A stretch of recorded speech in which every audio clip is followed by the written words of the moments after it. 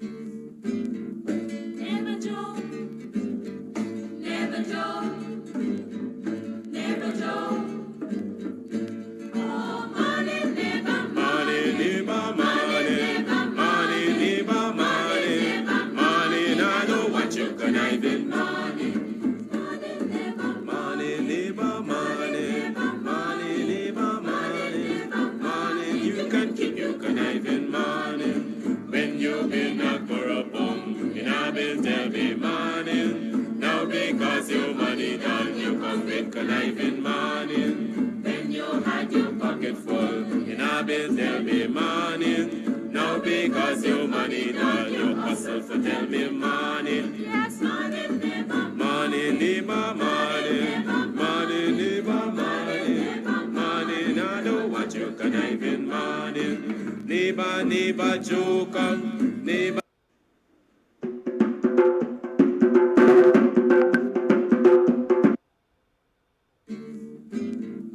Never joke, never joke, never joke. Oh, money, never money, never money, money, never money, money. Now know what you can even money.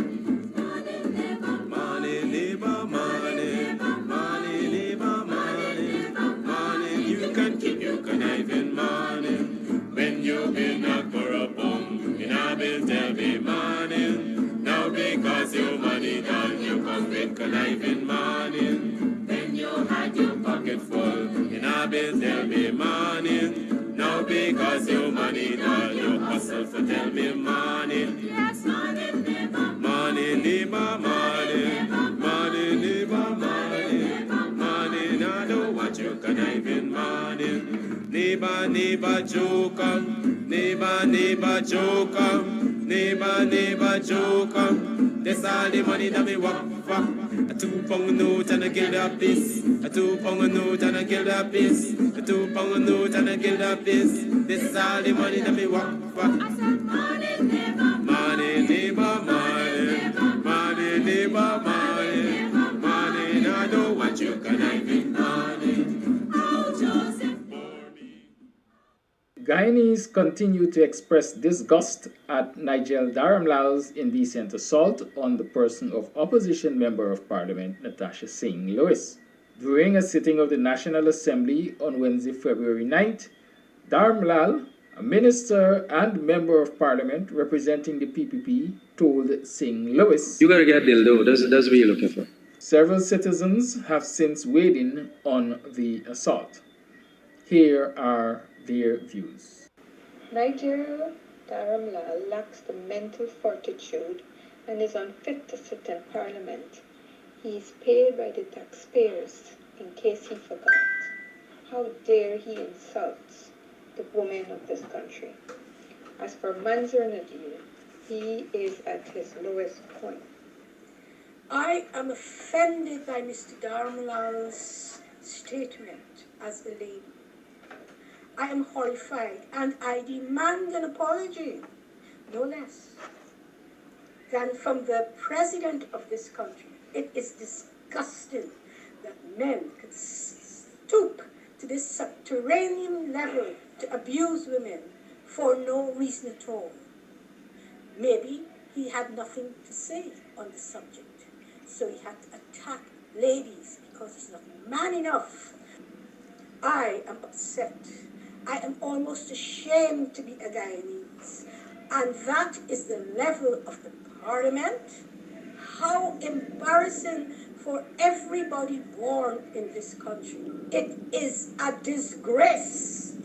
I cannot believe that an installed minister of government and parliamentarian could be so disrespectful in the people's house to another female colleague in the opposition, and then he was not disciplined, but instead a motion was filed by the other minister to discipline the opposition parliamentarian that responded, what is happening in Parliament? This is so sad. A parliamentarian telling another female what they'll do? Oh my gosh. It is my opinion that after that minister told that woman she need a dildo, or probably she will have a dildo, I can't remember the exact word. The leader of opposition should have stood up and demanded an apology at that moment. And if no apology was forthcoming, they should have stood up, the whole opposition, and walk out of Parliament.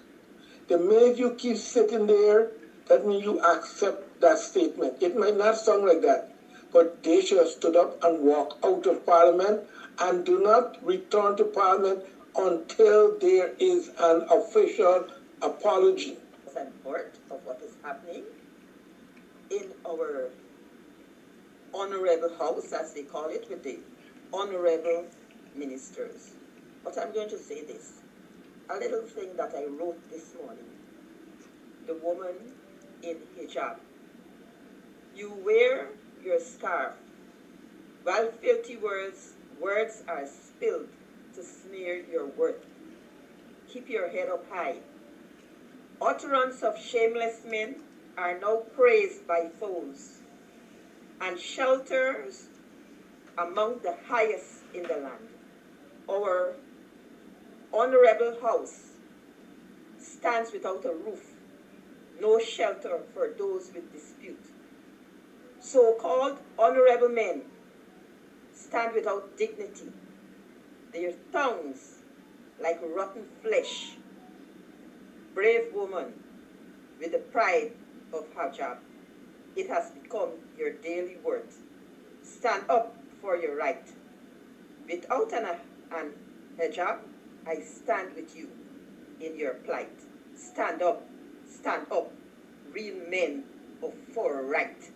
What you have to understand, that the PPP has no respect for no one.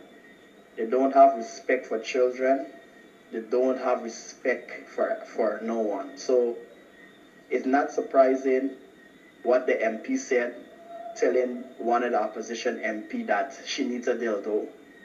And the system is so slack in Guyana. If it was over in the States or any other country, he would have been sued for his words. But like I said, we have to blame ourselves.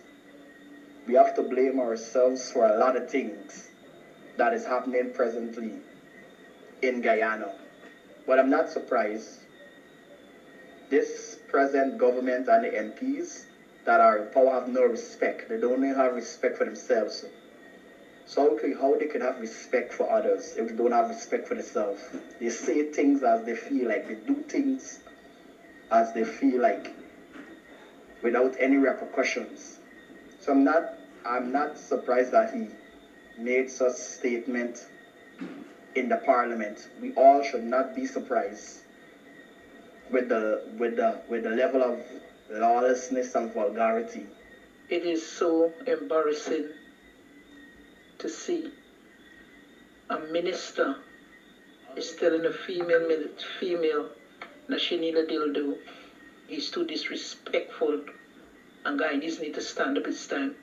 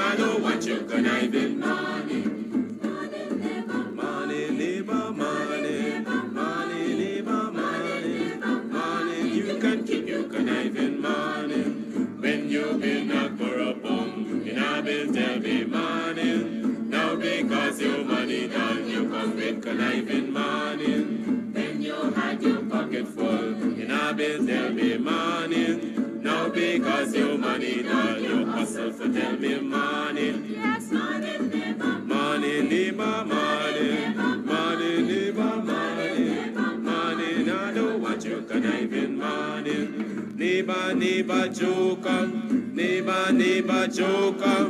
Neighbor, neighbor, joker. That's all the money that me walk for. A 2 pound note and a guilder piece. A 2 pound note and a guilder piece. A 2 pound note and a guilder piece. This all the money that me walk for. I said money, neighbor. Money, neighbor, money. Money, neighbor, money. Money, I don't want you conniving money. Oh, Joseph.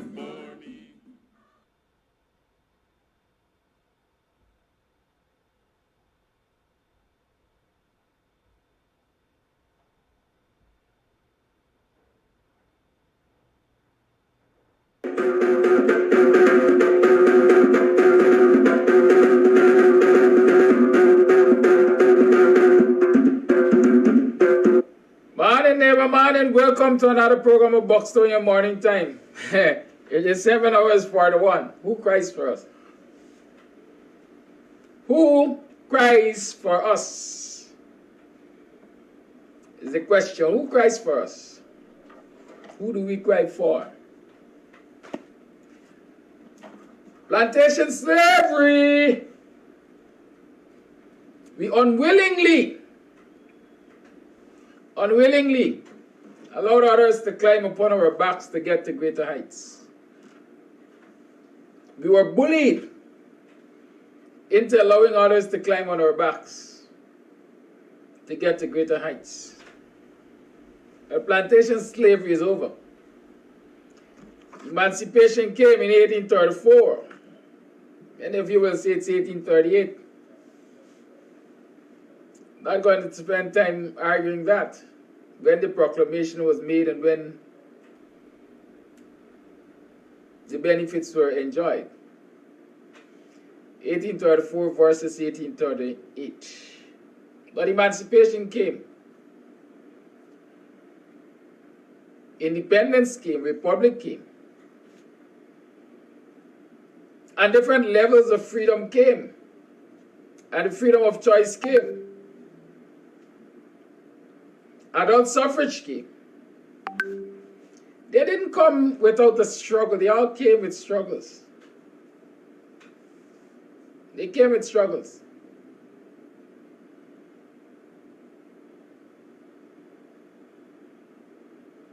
And this generation enjoyed the freedoms, enjoyed the benefits of those struggles.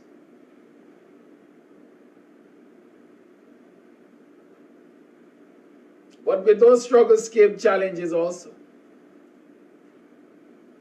And when we are supposed to be closing ranks and strategizing to deal with those struggles, with those challenges, it is a time when we are dividing ourselves.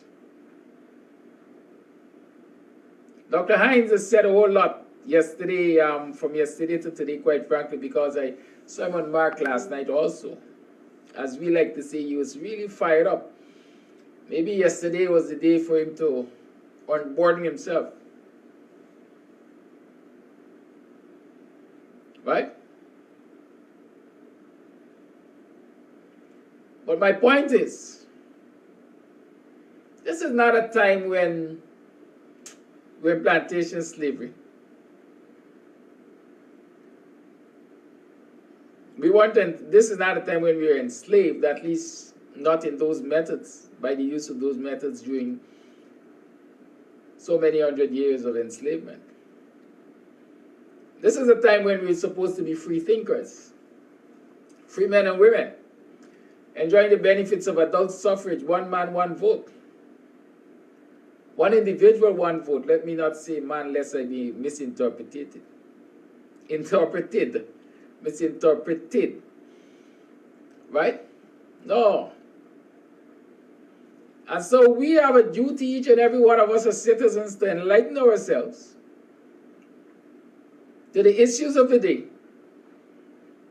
and make decisions based on information, accurate information.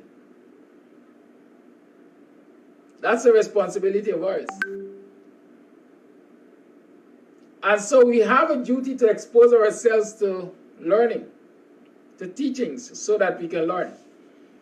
And we also have a duty to share that which we learned. And so we have a wider populace that is more aware, more educated to the issues of the day.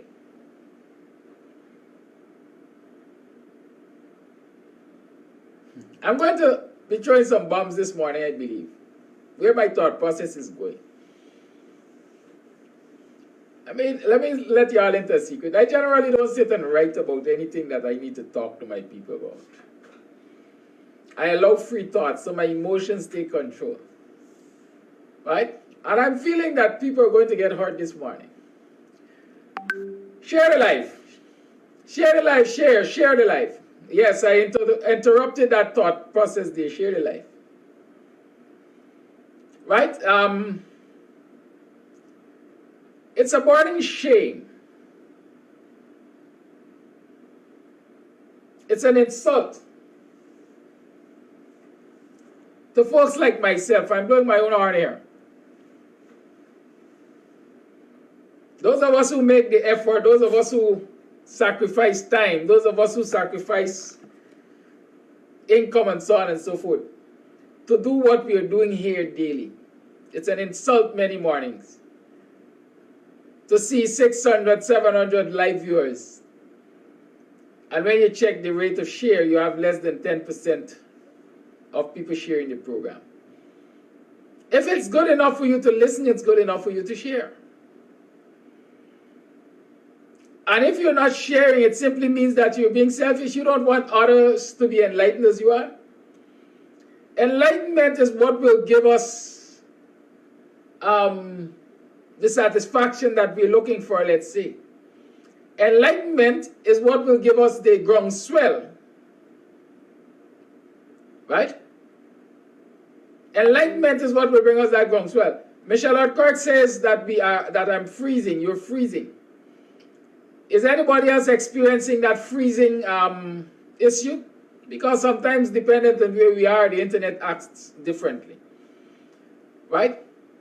So I'm saying when 600 persons are viewing live and you have less than 60 persons sharing, way less than 60 persons sharing, you ask yourself, what is it?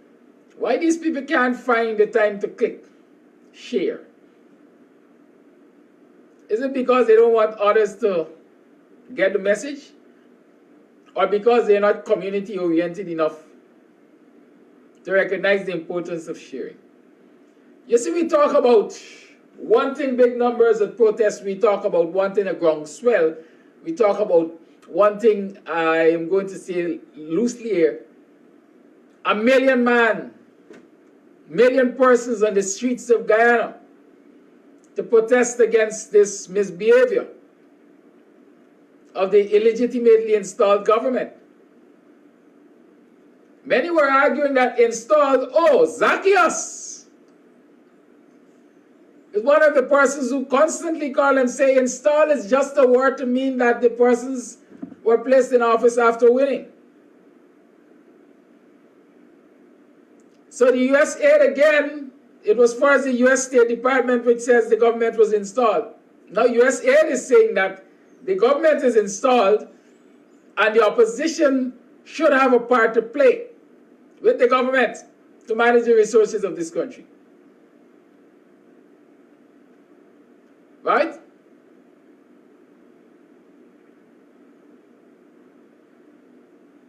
We need to help to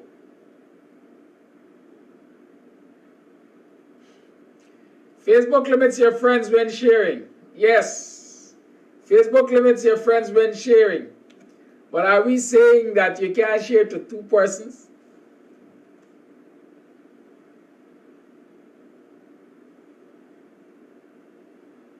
Is that what we're saying? I'm trying to do the math here, right? Because they say each one teach one. So if I'm seeing 600 persons on,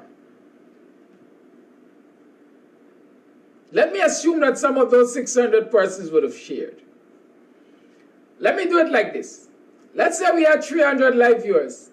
Each of you share to one, and assume everybody accepts. Then we have 600 live viewers now. But that 300, which was shared to, will now share to 300 more. We're supposed to get about 900 viewers. Y'all got me? So, yes, Facebook limits your friends when you're sharing. But not to less than 10%, 5%, 4%, right? Lacha Mahabi, where you coming from now? We shared a link to the report yesterday. Right? I shared a link yesterday on the live chat. We shared it. Lacha Mahabi, you can go look for it yourself. It's called a DRG. USAID DRG 2021, August 2021 to be exact. Right? I ain't feeling too energetic this morning, so I ain't going to look for nothing for you, sorry. Right? Good. Pamela says share to groups. Share to WhatsApp. Right? Let's share, let's share. That's how you get the message out. That's what we have to do. Good. But I'm saying that we are in this era free thinkers. We have freedom of choice. Oh, before I go here, I was saying, all right, we are free thinkers. We have freedom of choice. We have to, right? We have to be enlightened to make decisions. Good? But many of us who have access to social media, instead of seeking enlightenment on social media, we seek comedy. I said I was going to hurt some people's feelings. Right? We seek comedy. So when you can be in a virtual classroom like this one, this is a political class. KAMS is a political university. Right? When you can be in a virtual classroom, enlightening yourself.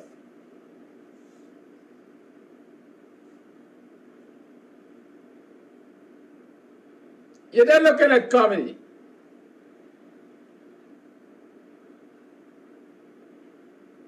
And so instead of being aware of the issues,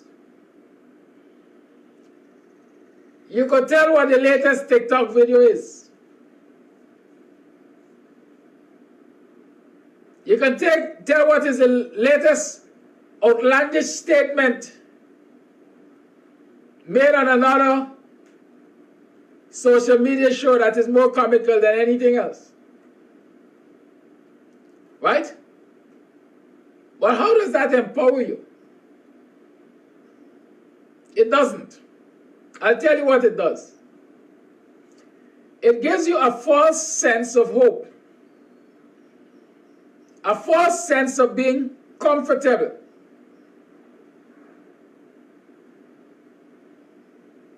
Good? There's what we call I'm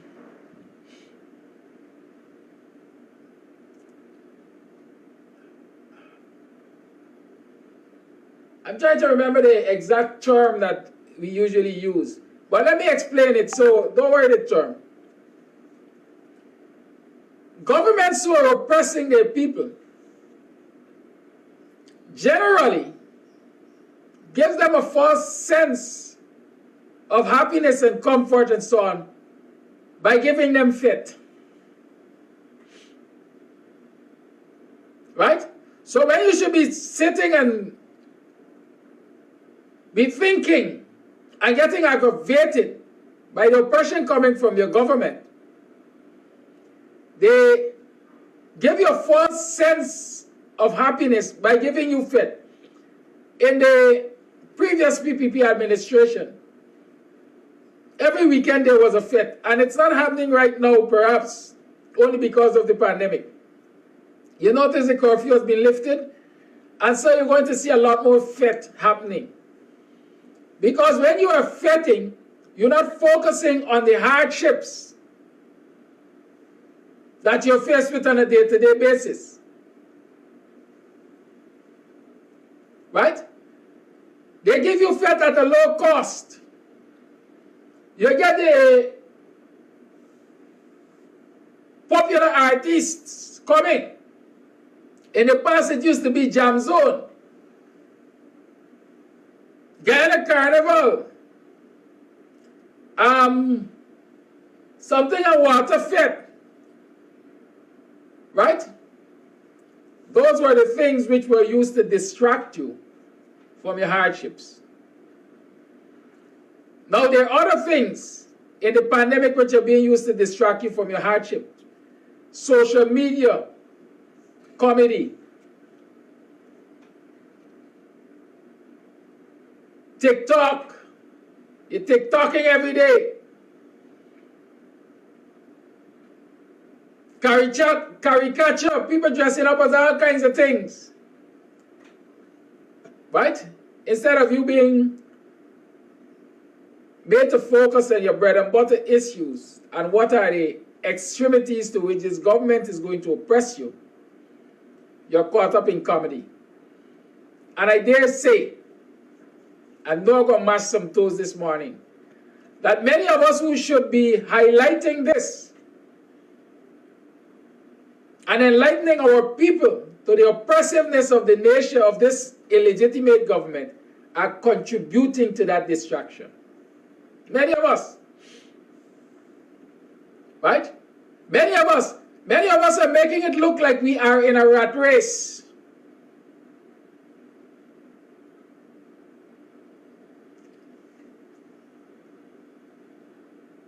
Who can score more points than whom? That is what the race is about. Who could score more points than whom? Who could be more popular than whom? Who could host more shows on social media than whom? Who could get more followers than who? Instead of us all sitting and, like David Hines said yesterday, strategizing. How are we going to get a message out there to our people? How effective is it? What impact are we making? If it is, we have to compete for the same space to get a message out. I argued for several months ago last year. I said it, and perhaps I'm going to repeat it. One of my biggest disappointment was the way in which the AP and UFC, coalition, whatever you want to call it, the opposition in general, was handling PR work. My biggest disappointment. Because here it is, you had what I call it coalition TV. But while you had a coalition TV, every member of parliament had their own live show.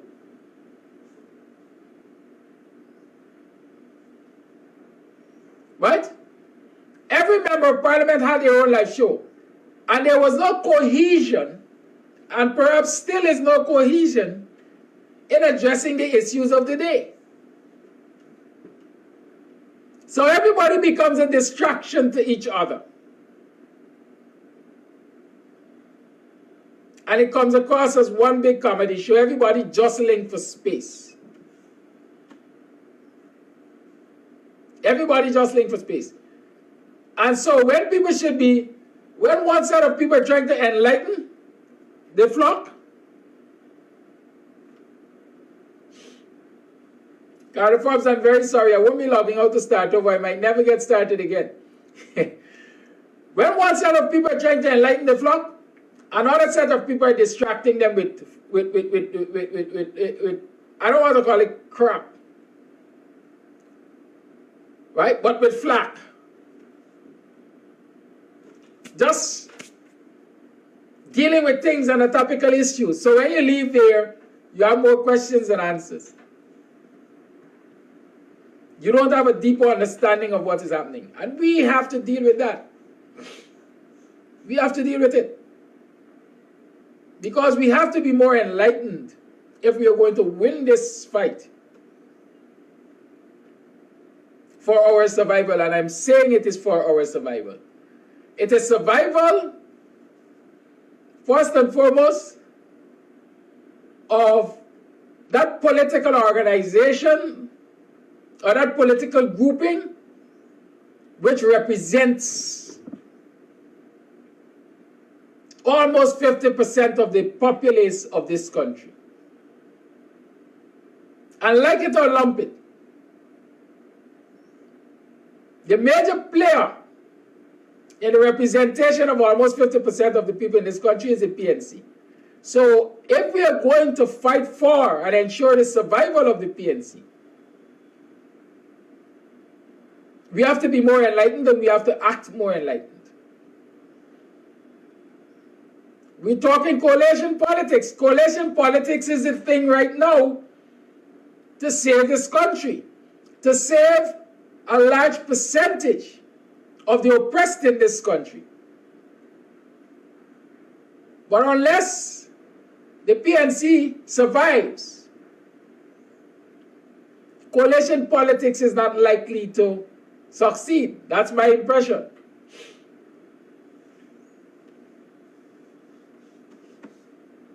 Right? That's my impression.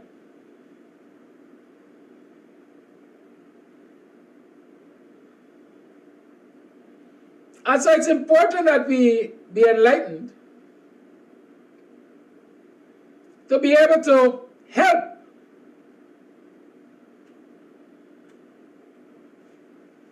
the PNC to survive.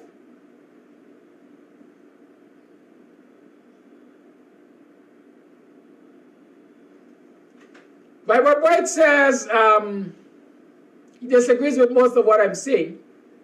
A lot of it should be directed to the majority youths.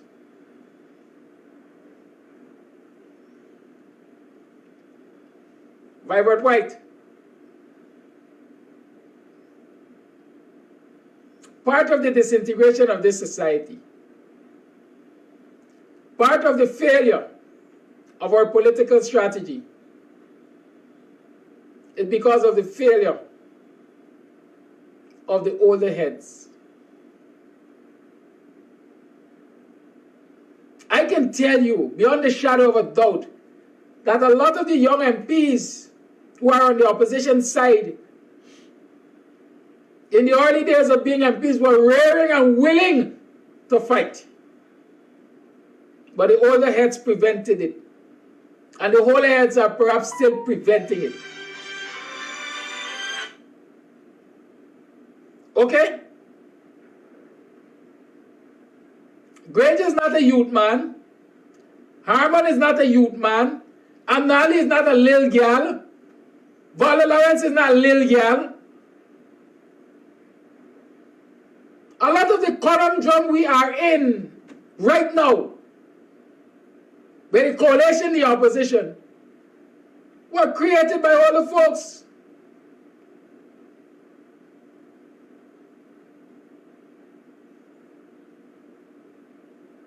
The lack of political intuition, political sense by a large portion of our youth population is because of the failings of the adults.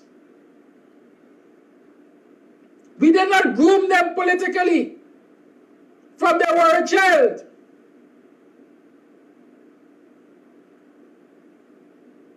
You all understand what I'm saying?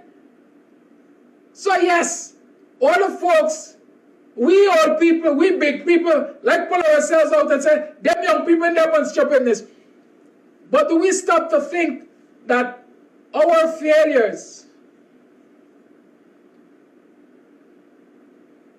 to properly socialize our youths is what results in their failings now?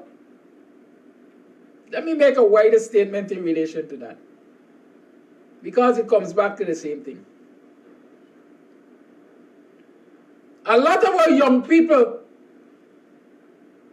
are struggling and continue to struggle and even struggling to adult economically.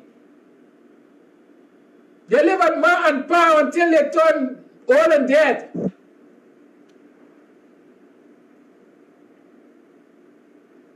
Compared to people from the other ethnicities. Why? Apart from all the oppressive tactics and so on that we have to face. Why? Because we, the older folks, fail in many instances to give them the kind of guidance that they should get.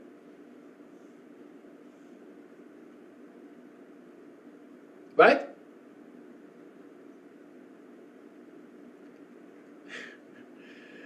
I'm going to mash some toes. When I look over at Annandale, I see young and young girls getting married at 17, 18, 19, 20. Just out of school, they're getting married. Some of them getting taken out of school to get married. They're starting families young. There certainly will be challenges, no doubt.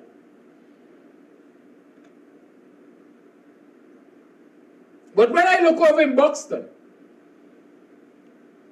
I know Buxtonians don't take it personal because it's a countrywide analysis, but I'm using two neighboring villages to explain. I see women in their 30s, 40s, 50s still dating.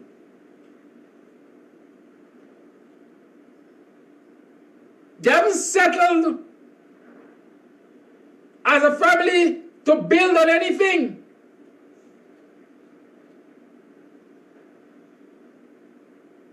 In black communities, when if a female decides to say, well, hey, or if a male decides to say hey, to the parents here, I am 20 now, I'm ready to get married. Girl, what's wrong with you?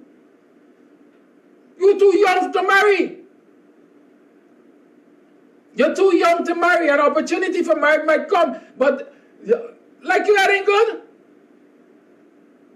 You're too young to marry. And then 25 comes, and you're too young to marry. And the next thing you know, time has passed you by, and you're left unmarried and still dating. And then society looks at you and says, she ain't there for nothing, he ain't there for nothing, time running out, and they ain't making no sense. They still live at Mampa. But Mampa, to a large extent, right? To a large extent, has contributed to that state of affair. The older heads have failed to inculcate the attitude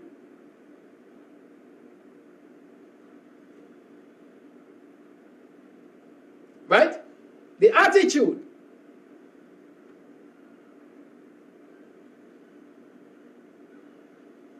The attitudes that are necessary for this thing.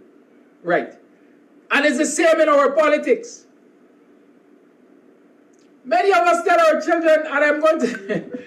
Many of us tell our children, politics is a nasty game. Don't get involved in that. But guess what? If every person is told that politics is nasty and they mustn't get involved, and every educated person is socialized to think that he or she doesn't have a place in politics, okay? What becomes of the political structure, which is what really controls the resources of the country? It is left to people who are uneducated. It is left to hustlers. It is left to people without integrity. And so you have the other word will come to my mind, a messed up political system to deal with. And that is what we're faced with in this country. The average educated black man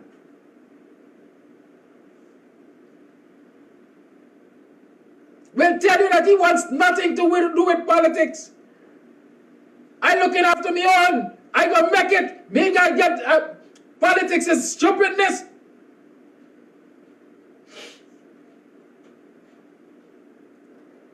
Right?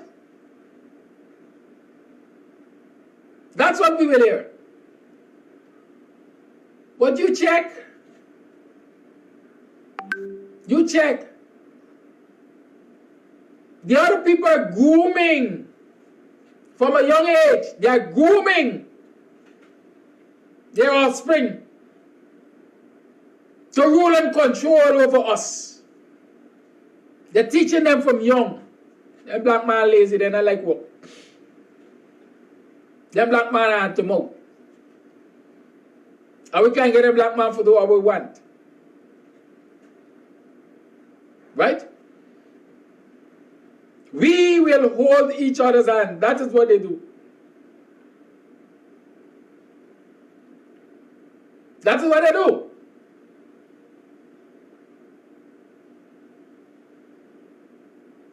And we're seeing it in government, but we're not even recognizing it. Let me compare and contrast again. A lot of us argue, or a lot of people argue. Yes, a lot of African youths don't want to listen about politics because we wait until too late to introduce them to the importance of politics. Like we argue, they argue, right? A lot of people say, black man are like farm, them youths say like farm, but I also argue that a lot of young people refuse to go to the farmlands because when they look around them, all the farmers they see are poor people. There are no outstanding examples in their communities of farming making you rich.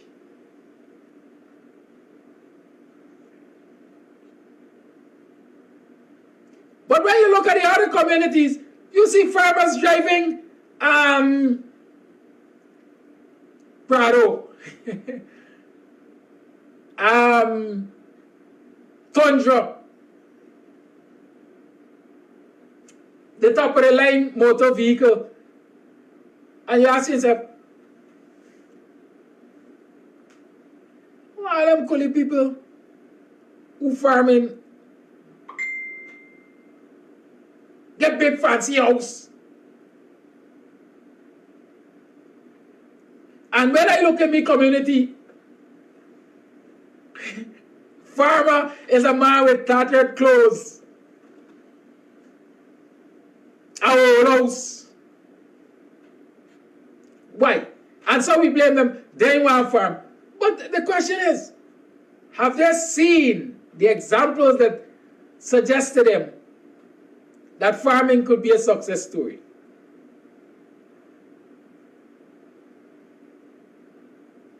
Right? It is young, it is all the folks like myself who have to hold the hands of our young people and lead them along the way.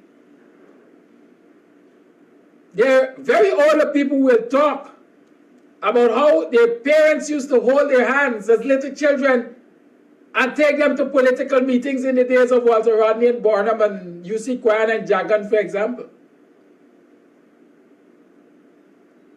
Are we now doing that?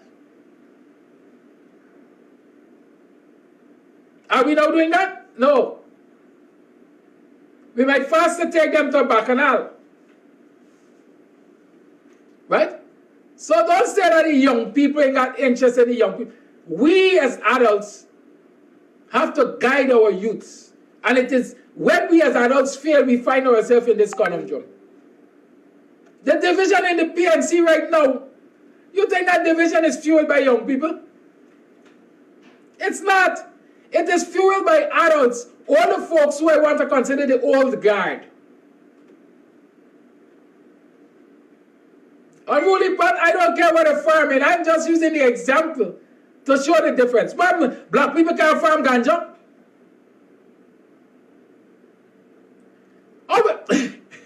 Listen, how is it? The other people can farm ganja in their community and make a success out of it. Let's argue that. To buy all these high-end vehicles and houses and so on. And we can't do it in our black communities. You know why? Because they have insulated themselves. They watch each other's back, even if they don't like each other. But in our own communities, our hatred and division goes so far that we will do everything to watch each other fail.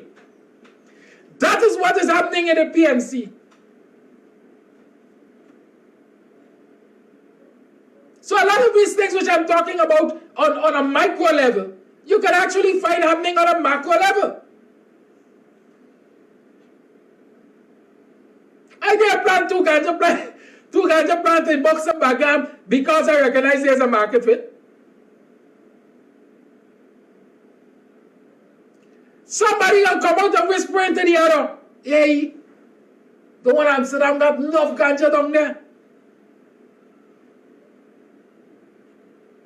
And another going to whisper to another, and then he can get to the authorities, and next thing you know, the whole ganja farm burning down. Right? But you go out in Black Bush Boulder,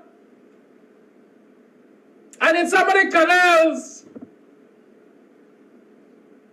and you got, they got acres upon acres of ganja.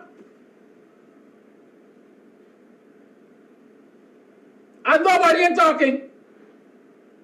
Because guess what?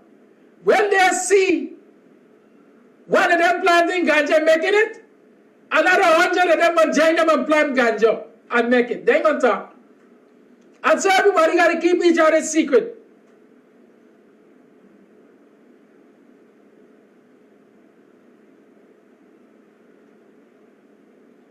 Right? Everybody got to keep each other's secret.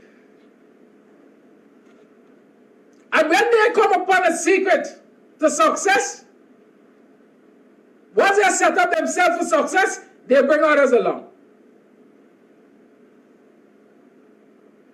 They bring others along. Why you think in certain business, you could only see a certain set of people involved? On certain construction sites, you will only see a set of people. When you see a black man on certain construction site, he is doing the hardest work. He's a laborer.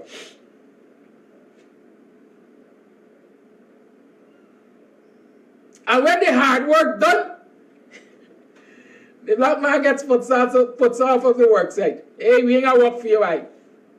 Because you could only be a mule.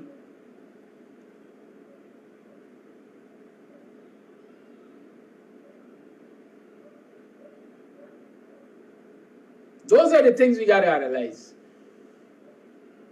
The older folks are responsible for socializing our young people, to make them leaders and make success stories. Don't let us just blame the young people if we don't give them the tool. I sit here so often and I refer to what I consider the success of my eldest child. It didn't happen overnight.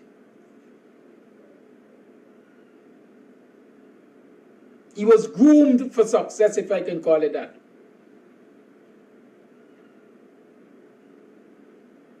When he was a secondary school child, he couldn't be up, for example, watching television past 9, except on a weekend. He couldn't come home with property from school that didn't belong to him, unless he could give an explanation why.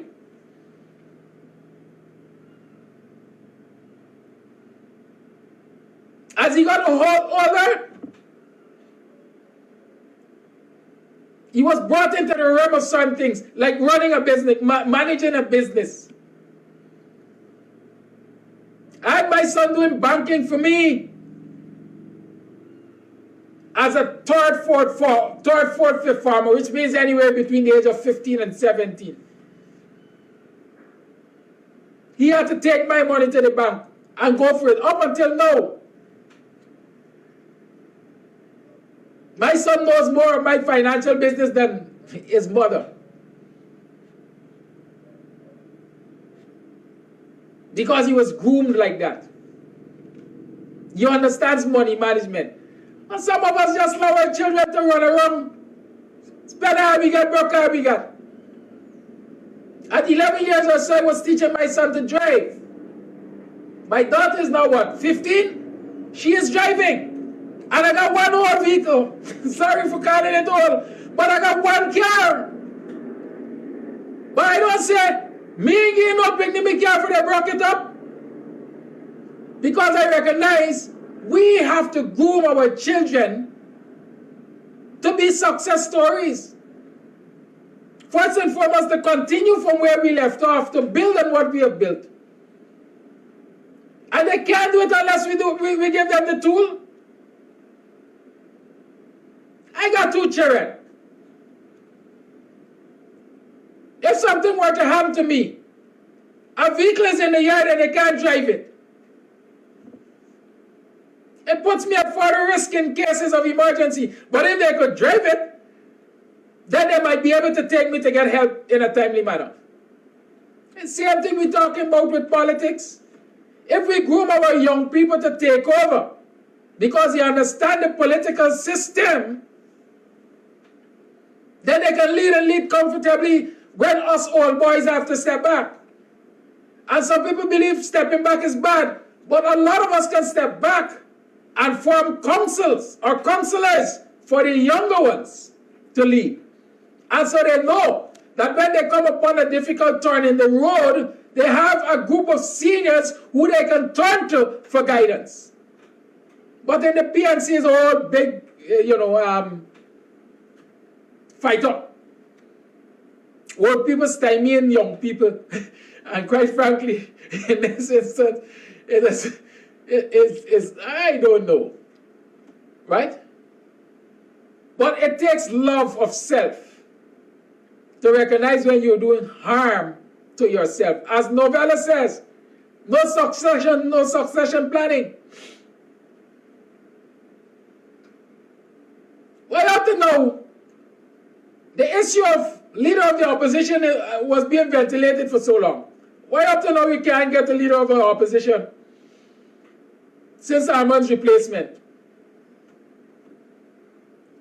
When Armand resigned from General Secretary of the APNU, they asked him to stay on for 7 days to find a replacement.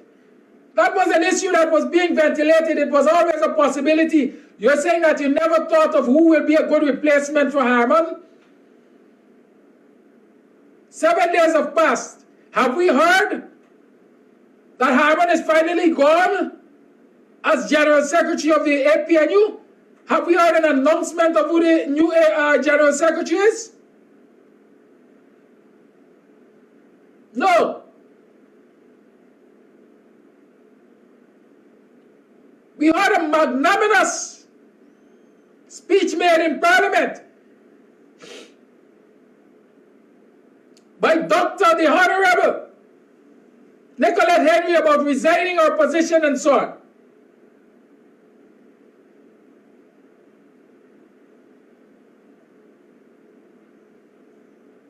Right? But lo and behold, when the letter was to follow, one would have expected that you made this magnanimous speech 24 hours after the letter will follow. Up until now, when we do heard that a letter was sent to the Parliament, if it were sent,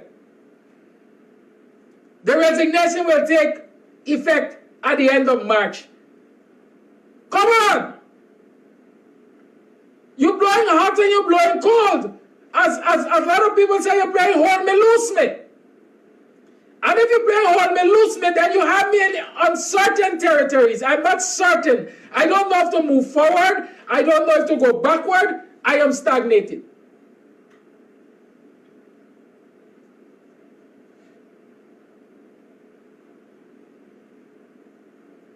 And so just as how the political leadership, the political organization in the form of the opposition is stagnated, is confused about moving forward, so too are the followers.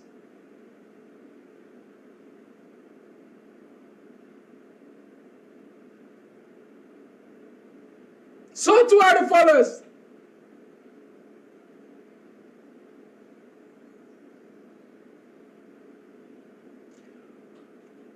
Who influenced that decision of Nicolette Henry to say the resignation will take effect at the end of March? Is there a standing order in Parliament, for example, that says that you have to give a month, 2 months notice before you can leave the chambers? Or you can just submit your resignation and move on? Let our political leaders and elders explain that. Or is it somebody said to Nicolette, hey, stress them out a little more. Keep Aubrey out in the cold a little longer. By the end of March, the budget would have been debated, it would have been passed, spending would have started happening. And so you could resign then, because Aubrey wouldn't be a spoke in the wheel. I'm just being the devil's advocate, if you want to see.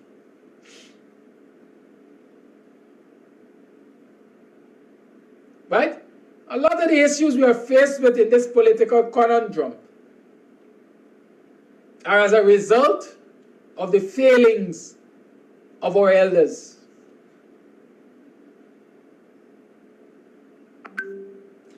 Why the young people want to hear about politics in black communities? Because they see the senior black politicians as self-serving. Many of the youngsters that tell, who me I don't want to hear nothing but Granger. When that man is trying to get into power, every day they used to day in Buxton. When Granger turned president, he come to Buxton 2 times. And both times, one he went to the gas station at the friend, and the next time he went down Company Road at the friend. He never came to Buxton to meet the public like he did before. We don't want to hear nothing like from them. That's their position. What we have to do, what the current crop of political leaders have to do, is go and sit with them and break that barrier down. Break that barrier down. But even instead of doing that, right? Even instead of doing that, the young politicos, the young leaders in the opposition are caught up in the power struggle of the elders, not making time to go into their constituencies and work or talk to them. Right?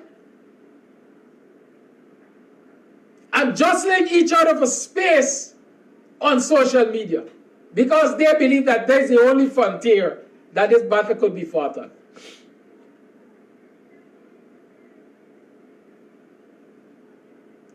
Let us reorient our minds. Let us see things from different perspective.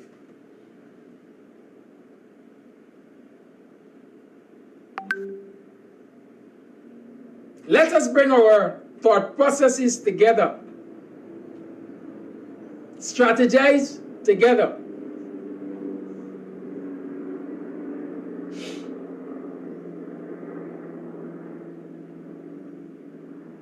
This is the way I envisage it. And people, I want you to judge me on my actions. I want you to judge me on my actions. When I started this platform, APNU TV was already up and running.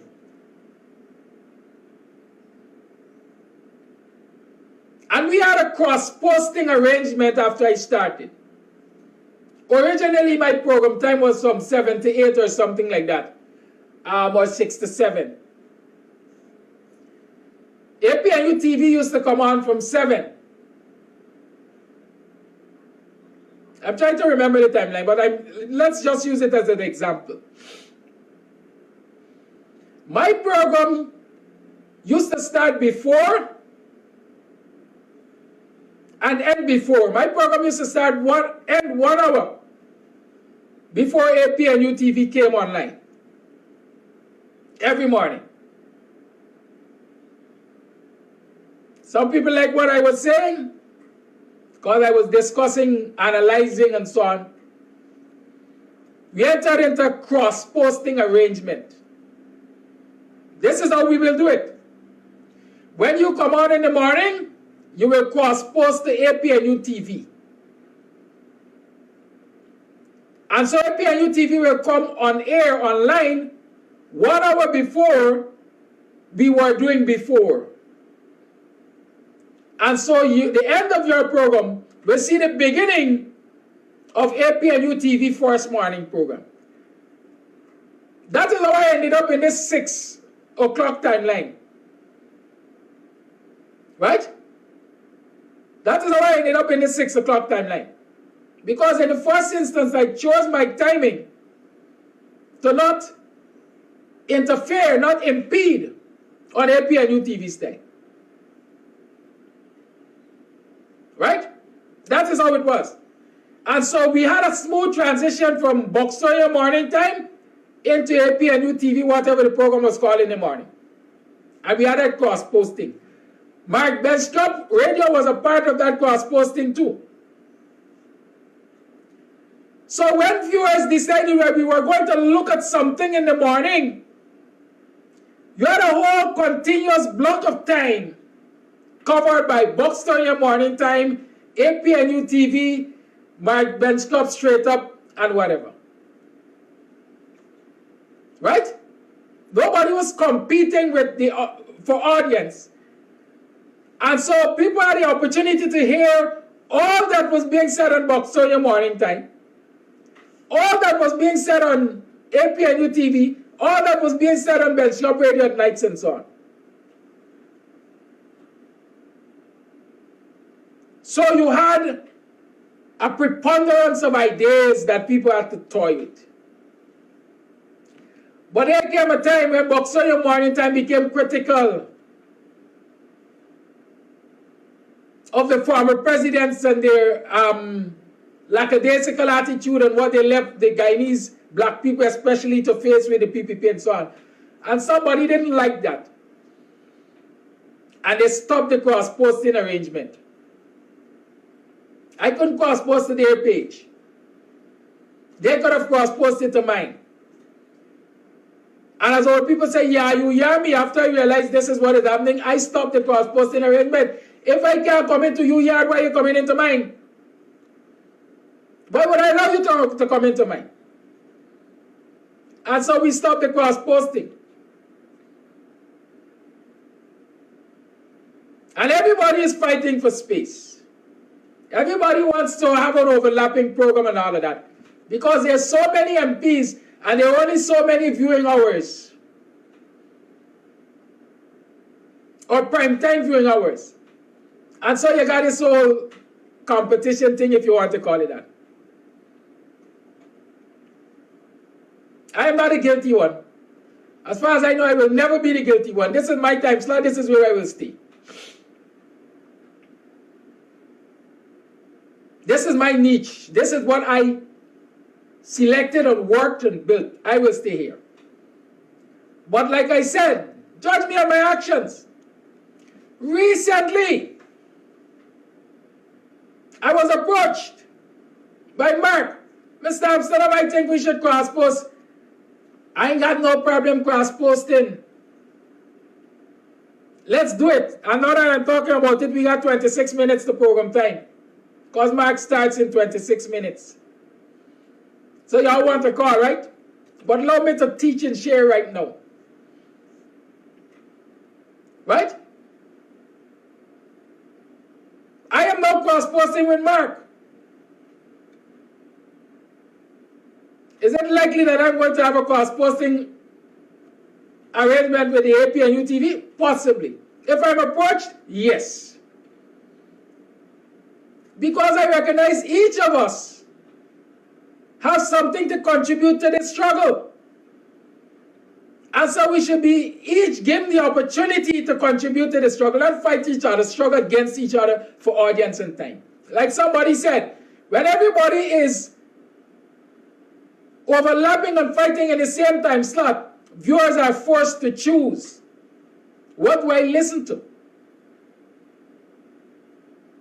And so people are missing the message, important message on some platforms.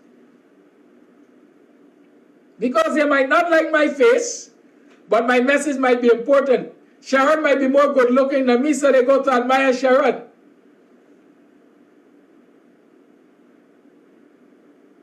But sometimes Sharon's message might be least important compared to what I'm discussing. We have to put our heads and hearts together and work it out. Just as the PNC has to put its heads and hearts together to work it out, the leadership there, so that we do justice to the people who depend on us. That's my message to you this morning. I have a lot more to say, but like I said, I just realized that we ain't got much time before Mark comes on. And I'll be monitoring Mark. I don't think I will just allow him to cross-post on my page. Because if I see there is no reciprocity, I will disconnect the relationship.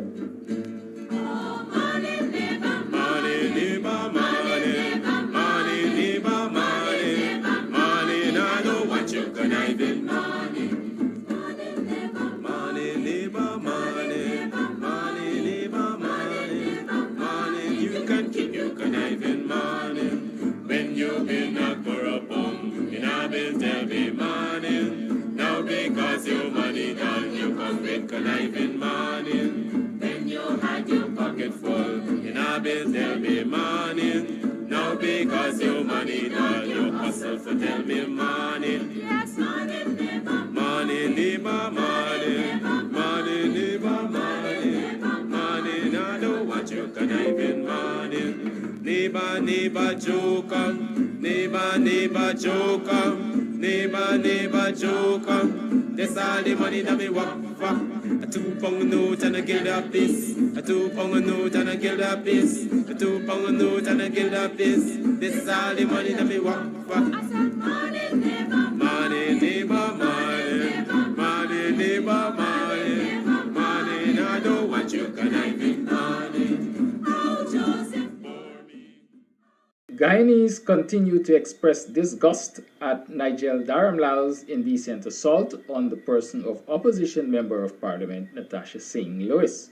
During a sitting of the National Assembly on Wednesday, February 9th, Dharamlal, a minister and Member of Parliament representing the PPP, told Singh Lewis, You gotta get dildo, that's what you're looking for. Several citizens have since weighed in on the assault. Here are their views. Nigel Dharamlal lacks the mental fortitude and is unfit to sit in Parliament. He is paid by the taxpayers, in case he forgot. How dare he insults the women of this country. As for Manzoor Nadir, he is at his lowest point. I am offended by Mr. Dharamlal's statement as a lady. I am horrified and I demand an apology, no less, than from the President of this country. It is disgusting that men could stoop to this subterranean level to abuse women for no reason at all. Maybe he had nothing to say on the subject, so he had to attack ladies because he's not man enough. I am upset. I am almost ashamed to be a Guyanese.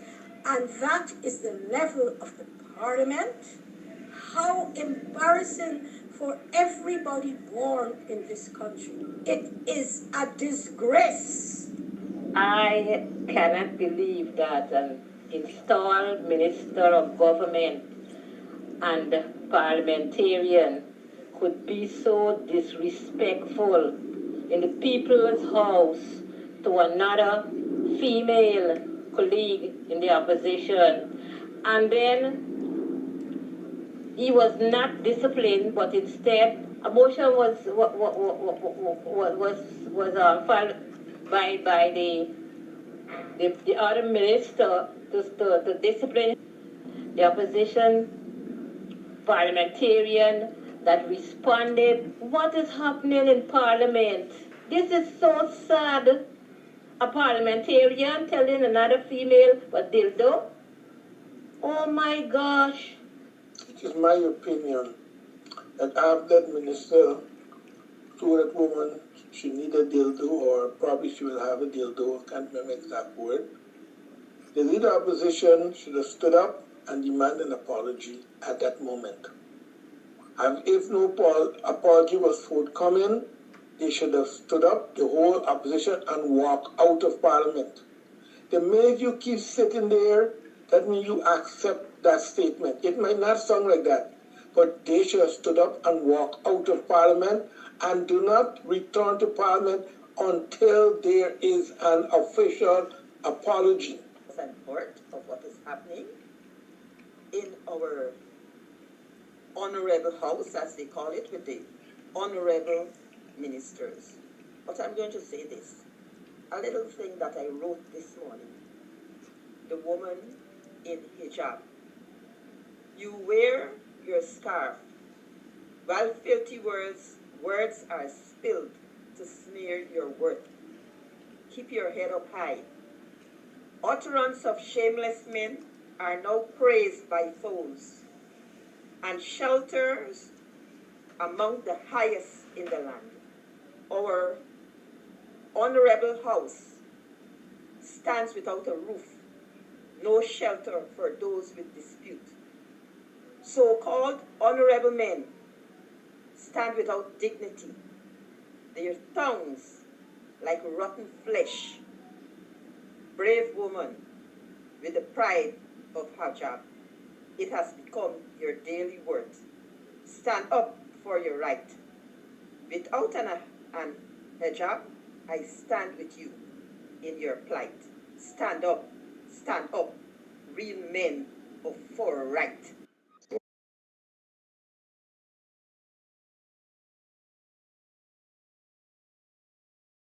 Morning, neighbor, morning. Morning, neighbor, morning. Them not like me conniving, morning. Neighbor, Joe come. Take all the money what me work for. One trenchy and a Granger note. That's all the money what me work for. Hey. Welcome to another program of BUXTONIAN Morning Time. I am your host, Kidaki Amsterdam, coming to you live from the studios of KAMSTV located in Buxton and broadcasting to you on Facebook. We don't have to talk much longer about why I'm broadcasting on Facebook. We know this story, man. We know that they all take our resources and they hand it out to friends and cronies and so on. And that has not changed. So don't fool yourself. Don't you think for 1 minute that has changed. Today's Friends and Cronies Friday. Hey, Free Talk Friday. Today we're going to run remote. We're going to talk their business. How y'all been doing? I trust y'all had a good Thursday. Wonderful Thursday. I hope you're planning to have a good Saturday. You could come down to Kidam's place tomorrow evening and let's lime. Curfew done, you know. So we could lime. Y'all could come and let's lime into the morning or into the night. Whichever one. But come and support the business that supports the program. And remember, if you have a fence to wash, a building to wash, carpet to wash, interior of car to be steam cleaned, you can check CAMS Universal Services. They're offering that right now, along with construction and property maintenance and stuff like that. 682-7981 is that number. 682-7981. Good? So support businesses that support the programming which supports your education. Right? We have to be aware. Awareness is necessary for human survival. Good? Awareness is necessary. It's 7:26. It's Friday. What y'all want me to talk about? You know they say get a manger, take a yard. Get a yard, they take a mile. So when I'm going to ask y'all what you want to talk about, I sure am going to get 100 topics that I can't choose from. Right? But let's talk. Is the oil and gas conference over? The oil and... What? No, they call it the energy conference. Is the energy conference over? I know a lot of you sit back and say this man is a slow coach. He's talking about the energy conference or asking about the energy conference when it is over or almost over. You know what I like to do? I'm a bystander. I'm an observer. I like to sit back and examine all that's happening before I open my mouth. And that is why when I open my mouth, people don't come running up at my steps because the ducks are lined up. Right? The ducks are lined up. It's part of my training at the University of Ghana as a journalist. I was trained in communication. I will repeat it for those of you who didn't know. Right? And so we know to observe. We know to embed ourselves. We know to just deb out like Deborah and be picking up all the facts. Cause it eavesdropping if you like. Right? But we don't generally take things through the grapevine. When we hear it from the grapevine, we take our time and we go and we investigate it. I've been hearing all along that this is the first of its kind. This is the maiden energy conference. How many of you believe this is the maiden energy conference in 2022? Ghana started producing oil in 2015, 2016 thereabout, or at least the declarations were made then. Right? And oil production started shortly after. But the question I want to ask, were there any oil conference, any energy conferences before? I saw some of my Facebook, some of my former colleagues, some folks who worked at DPI before. Big up yourself, Shark Boss, Kawasaki. Right? I'm reminiscing just yesterday or the day before saying, you know, they missed the VIP quote-unquote treatment or the VIP feeling from when they worked at DPI during this time. Why did they miss it? What were they referring to? I saw a lot of others jumped in on the string and they started to reminisce. What is Paul Singh saying? It's the first conference? Right? What many of those folks were referring to? Was it oil and gas? Let me get it title clear for you. Oil and gas and energy conference of 2018. Ghana Oil and Gas and Energy. Ghana OGEC 2020. Ghana Oil and Gas and Energy Conference. Right? That's 2020 they're talking about, right? But in 2018, there was a Ghana Oil and Gas and Energy Business Training Conference. So y'all tell me, is this the first conference? Is the 2020 conference the first conference? Let me talk the thing. The PPP got a wicked way. They try to emasculate. Big word, but I gotta get the meaning. I don't know why my brain works like that. Emasculate. They try to emasculate anything that was done by the previous governments. Right? They try to wipe it off the face of the earth. The PPP believes in revisionist history. They wait until something has happened and then them go and them try to erase and rewrite everything to suit their cause.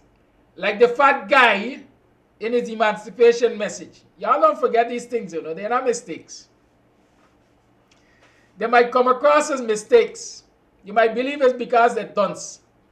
Hey, big up yourself, Kwesi Moffat. What's up, youth? Right?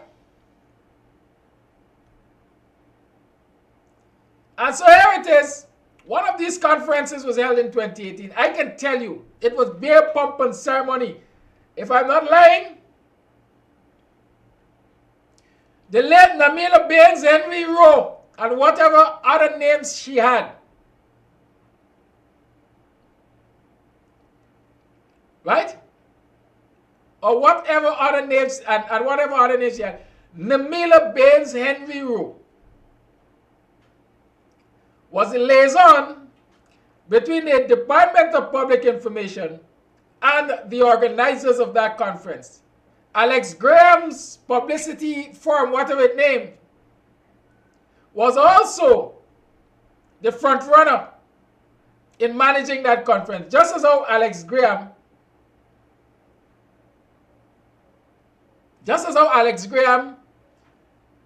is managing this current conference, his company, his PR company, did the management for the 2018 conference also. It was beer pump and ceremony, if you ask me. Because you had journalists had to apply for accreditation way ahead, perhaps 2 months ahead. The late Imran Khan, being the head of DPI at that time, wasn't mixing matters with his, what we call them, communication officers and camera crew. Right? Because it was big coming to Guyana. That was the first oil and gas and energy conference coming to Guyana. And they didn't want to screw up because Guyana is now on the international stage. But here it is 4 years later. We're hearing this nonsense. As a matter of fact, I'm still trying to remember. I forgot to check for it. When they went to, no, that wasn't the oil and gas conference, but it was also a big conference, perhaps related to oil and gas, businesses in oil and gas, when they went and they ambushed Granger with placards. When we ended up with an unbothered photograph of Granger. I think that was an oil-related conference. So don't let these jagabats come and tell you that this is a maiden conference to the PPP government. I wonder if that is what they meant. Because it's the first they're hosting. So it might be a maiden conference to the PPP government. And I want to sit here and declare it an abysmal failure. An abysmal failure. That conference was a gathering of friends and cronies. It was a boys and girls club associated with the PPP sitting there to gaff.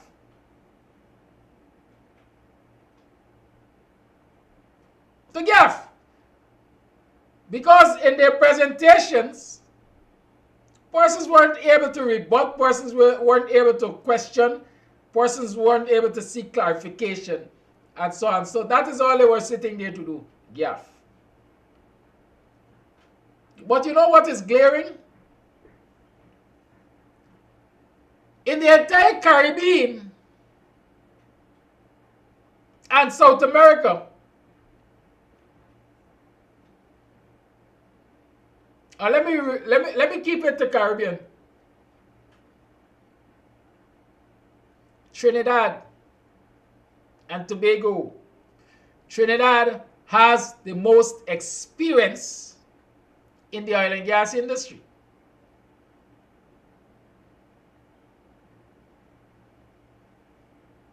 Trinidad had the most experience in the oil and gas industry. has. They're still perhaps the leading exporter of natural gas is from this region.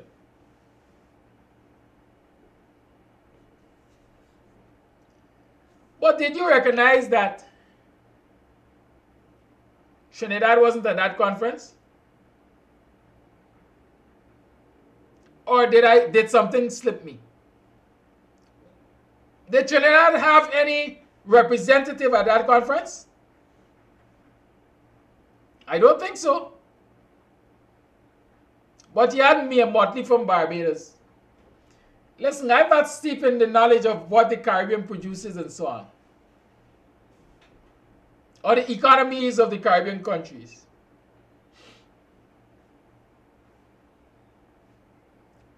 Does Barbados produce oil? In what quantities if they do? How long has Barbados been an oil producing state? What percentage of GDP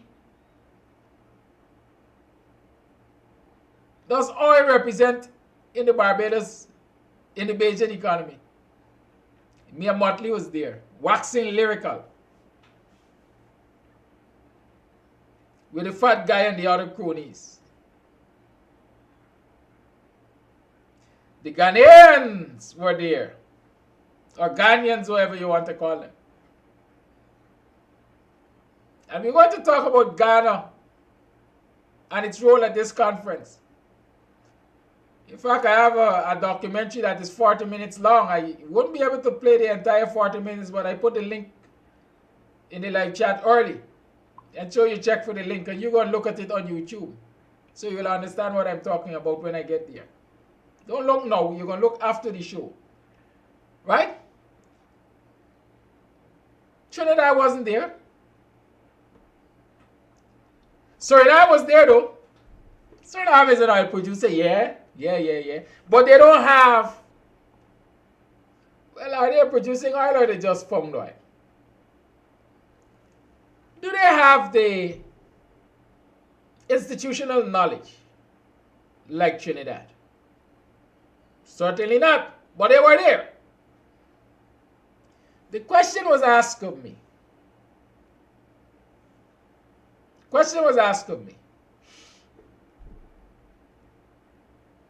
Was Trinidad invited or not? I don't know if Trinidad was invited. I can't tell you. Some of the mainstream journalists, the big wigs, especially those some newsroom and so on, because they got government support and thing. Right? E-Network has a news program too.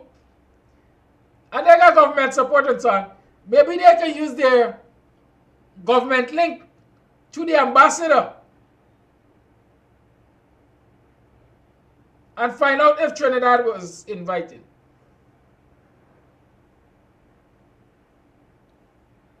But I don't think Trinidad was invited. Or even if Trinidad was invited, perhaps the Honorable Doctor, what's his name, Keith Rowley, Prime Minister, decided not me, I'm not going anywhere close to that.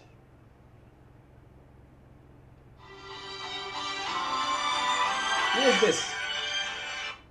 Good morning. Yes.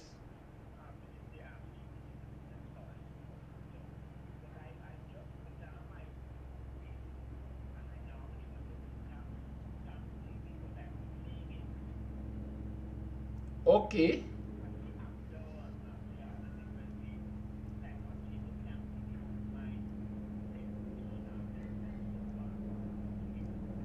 It's the only way you can find it right now, search. Unless you have a WhatsApp number. If you send me a WhatsApp number, I'll send the link to you.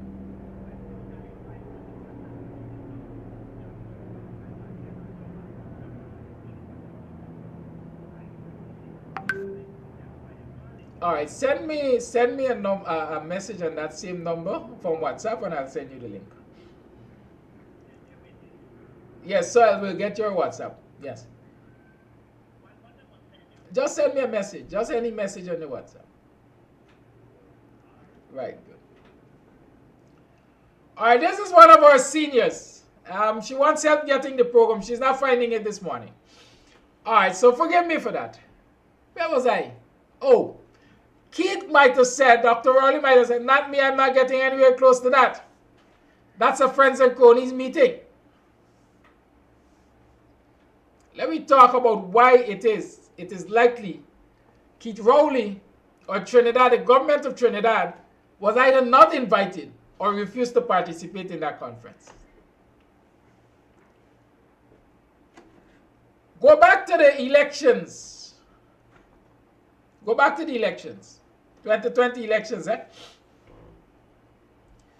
And think about the first CARICOM observer team that came to Guyana. Or was it the prime ministers of some of the countries that came first and met with Granger and so on? Trinidad participated in that very first interaction. And based on the discussions following that interaction and the horse trading that had to take place and the deceit that would have been involved and the treachery that was expected, the Honorable Dr. said, not me, I wash my hands of that. He said, not me, not this doctor. I wash my hands of that. I am not getting involved in that Guyana political situation. You know why?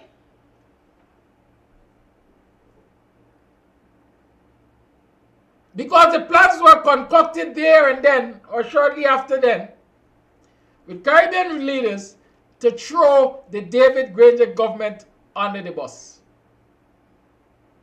And Rowley being a true Caribbean man said, not me. We've been paying this price all the time.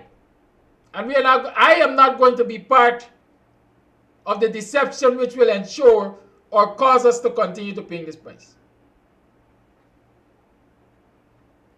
And he kept himself away, he kept his representatives away. And we know the rest. The rest is history. Mia Motley took charge. Mia Motley lured David Granger into a false sense of security. And tell you something you almost perhaps heard before, never heard this morning. But we talk in the business is loose talk Friday. Right? Mia Motley was the big bad John representing CARICOM, because if I'm not lying, she was the incoming chairman, was it? Was she the incoming chairman?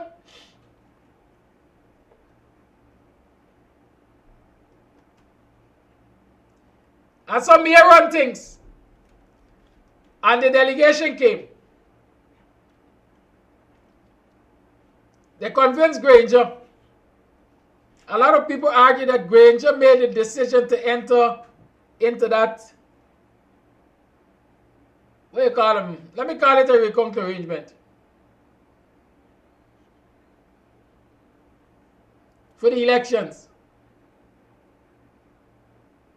It is alleged Mia told Granger, agree to the recount, I got your back. Agree to the recount, comrade, I got your back. She got his back against the wall. She had his back against the wall. Right? She had his back against the wall. And so our big boy was lured into a false sense of security. And CARICOM became the most important interlocutor in the whole matter. Y'all remember that statement? Who were the people that came to do the recount or overlook the recount? I remember some names. There was one from the Dominican Republic. Alright, don't worry, he man. He's representing one of them non-Caribbean agencies. Dormius, or whatever his name is. Right? But there was the guy from Ralph Gonzalez's country who it is alleged, as a matter of fact, I think was found guilty in court for corrupting an election in favor of Ralph Gonzalez. That was one of the persons on the CARICOM team.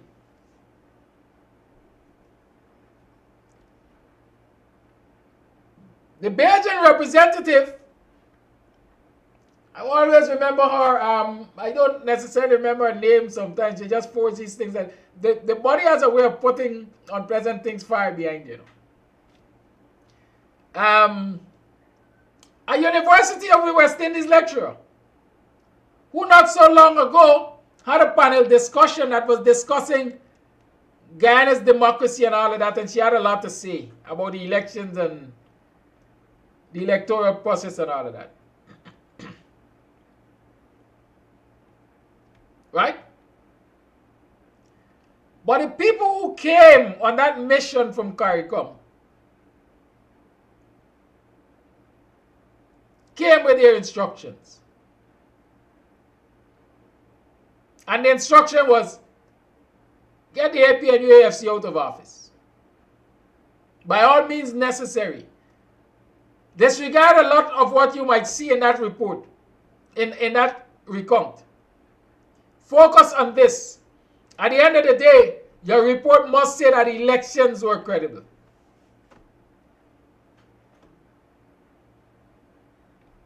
Right? Yes, the PM who was stoned, that's Ralph Gonzalez. And so, regardless of some of the most glaring illegalities, evidence of rigging that these folks would have seen, they ended up presenting a report that said the elections were fairly credible. Y'all remember that? That report was written by one person, Mia Motley's representative. It was Mia Motley's report.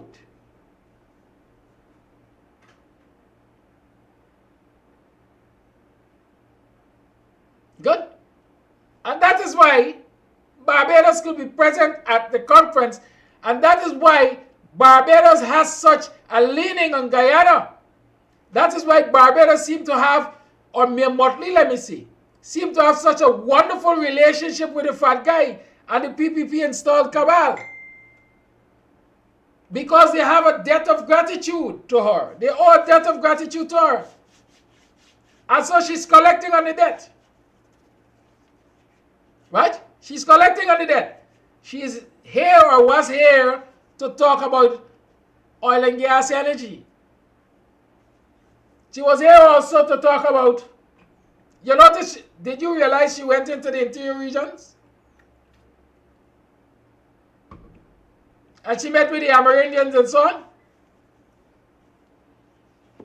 She's here to talk about farmlands or land access in Guyana and investment opportunities for her people.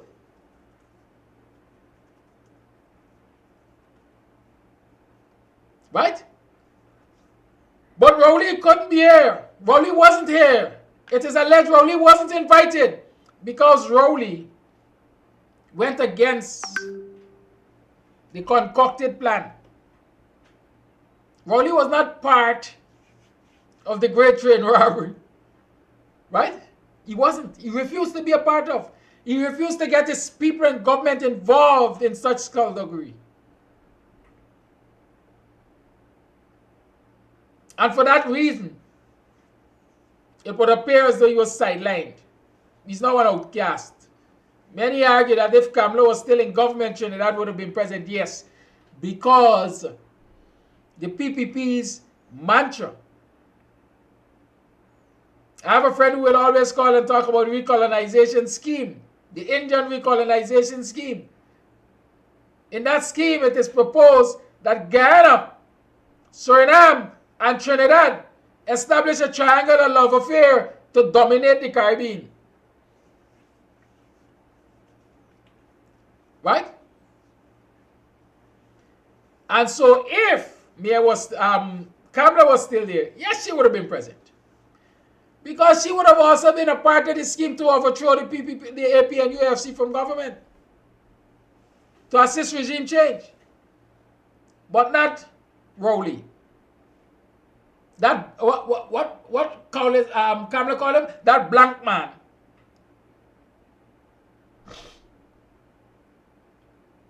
But at least we know that we have at least one black leader in the Caribbean region who will stand up for principle and not throw his people under the bus because he wants IMF favors and he wants access to resources to ease his country's burdens. You heard what the fat guy said? It is his aim, it is his government's aim to utilize the oil resources to benefit the Caribbean. Well, let me tell you, the Caribbean in his eyes is Barbados.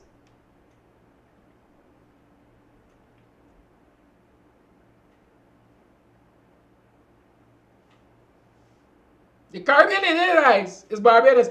The evidence is there at the conference. And don't let us tell you that the conference was organized by a private individual. Governments do not deal directly in the organization of certain events. But they are major facilitators. And they choose the intercollutor. The most important intercollutor. And so this individual that is saying has organized this conference, it was organized on behalf of and in collaboration with the government of Guyana. So when they try to cast off the burden that they didn't invite the opposition, they're saying, you can't blame the government, it's a private individual organized a conference. Hell to the no. The Trinidadians weren't invited or present. You can't ask the government, brother, it's a private individual organized it. Hell to the no. You all have to be woke and stay woke. Let me talk the business. That's the wicked and dirty stinking cabal. As long as you don't go with their program, you get sidelined. Even as a member of CARICOM, you get sidelined. And they have been doing that right here to their own citizens. Have you noticed recently that an oil and gas facility, training facility, is being constructed in Lusignan as we speak? Yes, there is an oil and gas training facility being constructed in Lusignan as we speak. Good. It's valued at US $20 million. It's a joint venture. Gas refinery in Wales. Investment in Enmore Training Center in Lusignan. You all tell me. Gas refinery in Wales. Predominantly who? 20 million US Training Center in Lusignan. Predominantly who? Investment in Enmore. Predominantly who?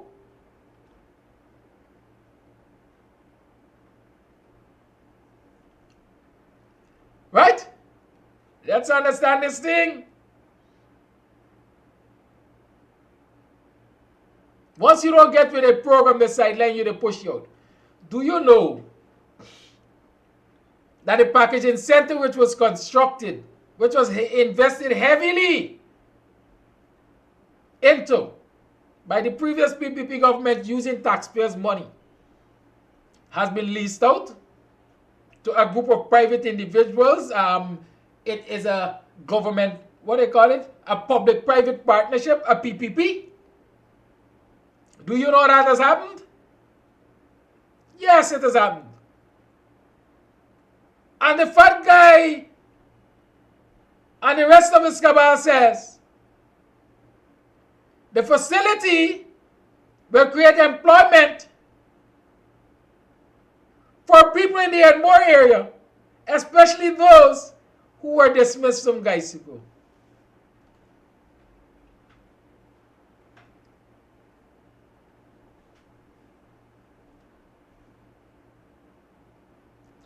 You all follow what is happening?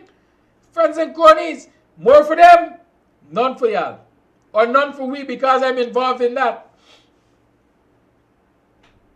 I'm a part of the we.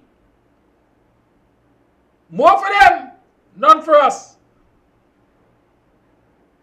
You have to be a part of the criminal gang, the mafia, the cabal, to get onto the gravy train.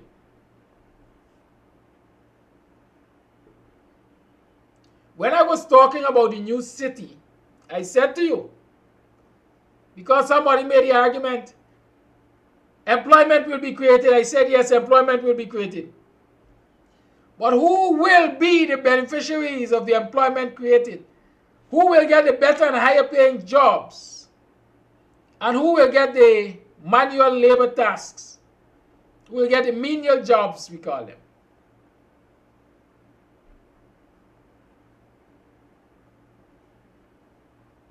It is unfolding before your eyes.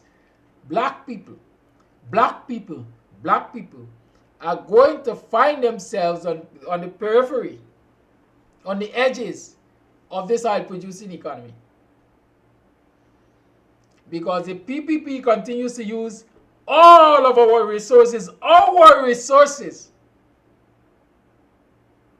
to create opportunities for empowering themselves and those who are close to them. So the rich will get richer, the poor will get poorer. As somebody said, as a matter of fact. Somebody said, let me get it exactly. The rich will get richer. Or the cabal will get richer. The rich will get poorer. And the poorer will disappear. Something to the extent. I can't recap the thing right now.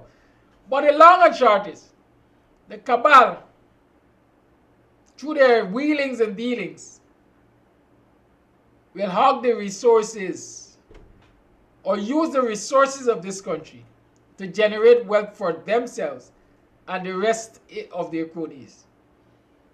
And the citizens of this country will hold lower. Whatever lower is, you will find out.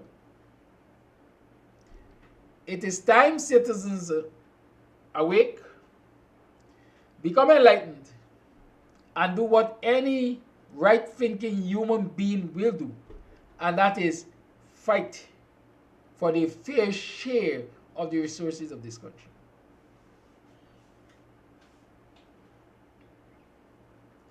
Right?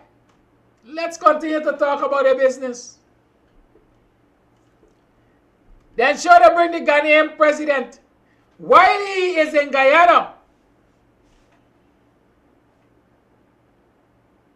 While he is in Guyana, making a case against what we call the Buxton proposal or direct cash transfers for citizens, his citizens, led by the opposition political party, were protesting his Five Nation tour, which was costing them, I think, almost $1 million US. Right? Almost $1 million US. Or something, or more than $1 million US. But he is here in Guyana telling us, do not give cash transfer to citizens. It will make them lazy and unproductive. Instead, he prefers to use the money for training.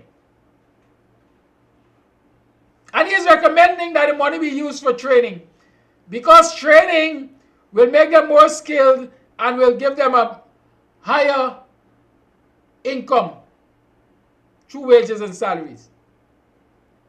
That is what he came to Guyana to say, to support the PPP's cause at this energy summit.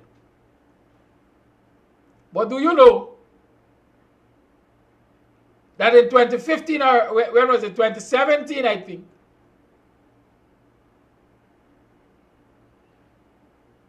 the Ghanaian government established a system to give cash transfer, in whatever form we call it, to their citizens?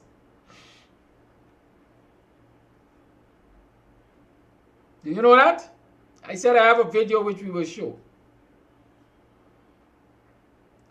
But like I made the argument a few weeks ago, the cash transfer that we were talking about in Guyana came down to the equivalent of a month's minimum wage.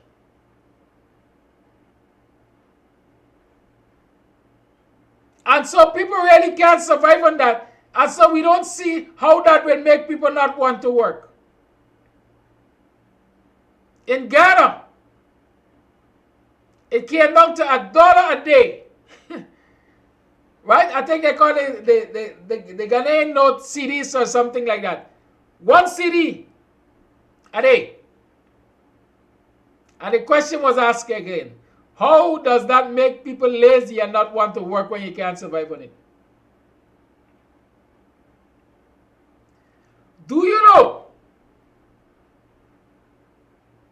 that the minimum wage in Ghana, daily minimum wage, is just about $2.01, $2.01? That's about 400, let's say, even if we say 500 Ghana dollar. An oil producing state whose leaders come here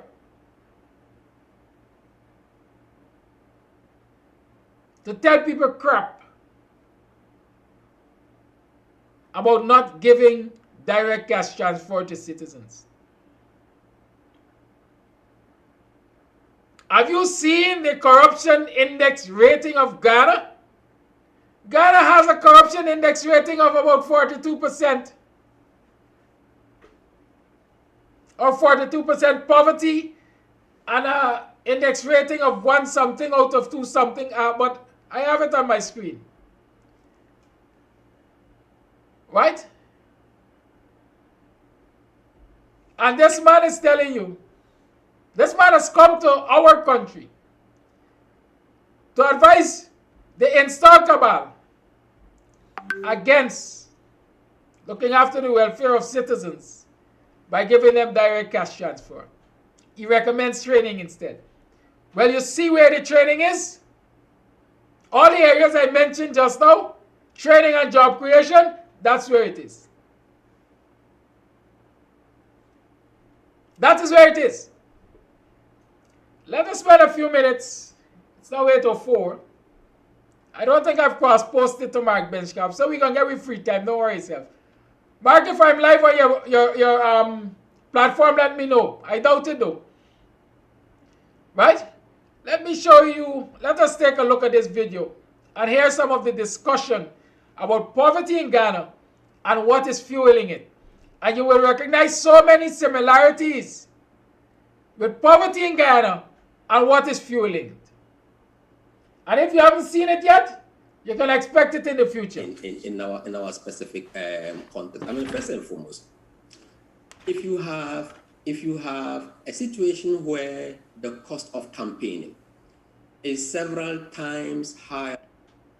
Right, so the international poverty rate in Ghana as of 2021 was forecast at 11.3%, considering the 2011 poverty line set at $1.90 or $1.90. The same rate was forecast for 2022, which represented a slight increase compared to 2019, when the poverty rate was measured at 11.1%. Overall, no significant change in the population's percentage living on up to $1.90 per day was expected in the years following 2019. The coronavirus pandemic and its impact on economic activities have contributed to the slowly improving poverty levels registered in the country since 2020. UNICEF conducted a research on what citizens consider as causes of poverty in Ghana, and the answers are interesting. We'll be getting into details of this report, but first, we posted on Facebook asking you what you think is the cause of poverty. So we posted, what do you think is the number one cause of poverty in Ghana? And let me go through some of the comments that we have there. So Soma says, what else do you think causes poverty? When one person steals huge sums of money, which can't be calculated in cedis but in dollars. Okay. Gilia Sempa says, poor sanitation, corruption, and selfish leaders. Kate Hoffman says, our democracy is the main cause of the poverty in our country. Azari says, government, bad policies and investments, as in bad investments, I'm sure is what you mean. Now, Odenuhu Apia also says, greed and selfishness of politicians. Dawda Ibrahim says, bad leadership, selfishness, and greed on the part of leaders. Majid says, favoritism and nepotism coupled with selective justice. Richard says, nepotism and corruption. Kwesi Andrew says, bad, selfish leadership. Eunice Abaya says, selfish and self-centered leaders. Yeboah Benjamin also says, the number one cause of poverty in Ghana is our collective greed, which is closely followed by lack of proper planning. There's every reason for a country with a citizenry who find it convenient to steal crash barriers from a newly constructed national road infrastructure to be poor. All right, so those are some of the comments that you've shared. But joining us is Professor Abdul Gafaru Abdullahi. They actually conducted the research, and he has a lot more information on that. So thank you very much. So what was the motivation for this research? And before all of that, though, I must say that your research found that for most people, they thought that corruption was the number one cause of poverty. I just want you to highlight that for us. Okay, thanks very much. Can you please hear me? Yes, I can hear you. Okay, so first and foremost, let me make it very clear that the research didn't set out, with the primary objective of understanding or the main objective of understanding the causes of poverty. It was the overall objective of the research that was commissioned by UNICEF Ghana and conducted by a couple of researchers at the University of Ghana was to understand the knowledge and perceptions of Ghanaians around issues of poverty, vulnerability, social protection, and so on. And this particular question was actually just one of the questions in the survey which tried to understand or to explore the perceptions of Ghanaians in terms of what they thought to be the topmost kind of causes of poverty. And we asked this question in a certain context. I'm sure many of us would recall that when the President Kufuor-led administration launched the Livelihood Empowerment Against Poverty program, the LEAP program in March 2008, there were a lot of discussions, a lot of concerns that this is actually not the way that Ghana should be going, because programs like this were likely to deepen or cause poverty among the poor, make them lazy. So our interest in asking that kind of question was to understand the extent to which the extent to which Ghanaians still hold that kind of perception, that social protection forms, of various forms of social protection support, and particularly cash transfer programs like the LEAP, were seen to be an important kind of cause of poverty. So we asked the question in an open-ended manner, but then provided a number of options, asking Ghanaians to rate the various factors in terms of what they thought to be the number one and the least kind of causes of poverty, and corruption actually topped the list in terms of the outcome of the survey results. And we just wanted to see the extent to which Ghanaians blame poverty on the poor themselves. In other words, if you look at the literature on the causes of poverty, we have kind of endogenous and exogenous factors of poverty. There are those who would simply blame the poor for being lazy. They are just poor because they are not interested in work and they are lazy. So to what extent are these kind of internal factors kind of seem to be the primary drivers of poverty in Ghana, as opposed to factors that are outside of the control of the poor. So we wanted to weigh these kind of two broad notable causes of poverty, and external factors, most notable issues around corruption, top the list as the foremost cause of poverty in Ghana. And it's actually obvious from so we put up the post on Facebook, and from most of the comments that we're getting, most people agree with you that indeed corruption is the number one cause of poverty. But can you share with us the sample size and regions you focused on in this research? So the project was conducted in 6 districts.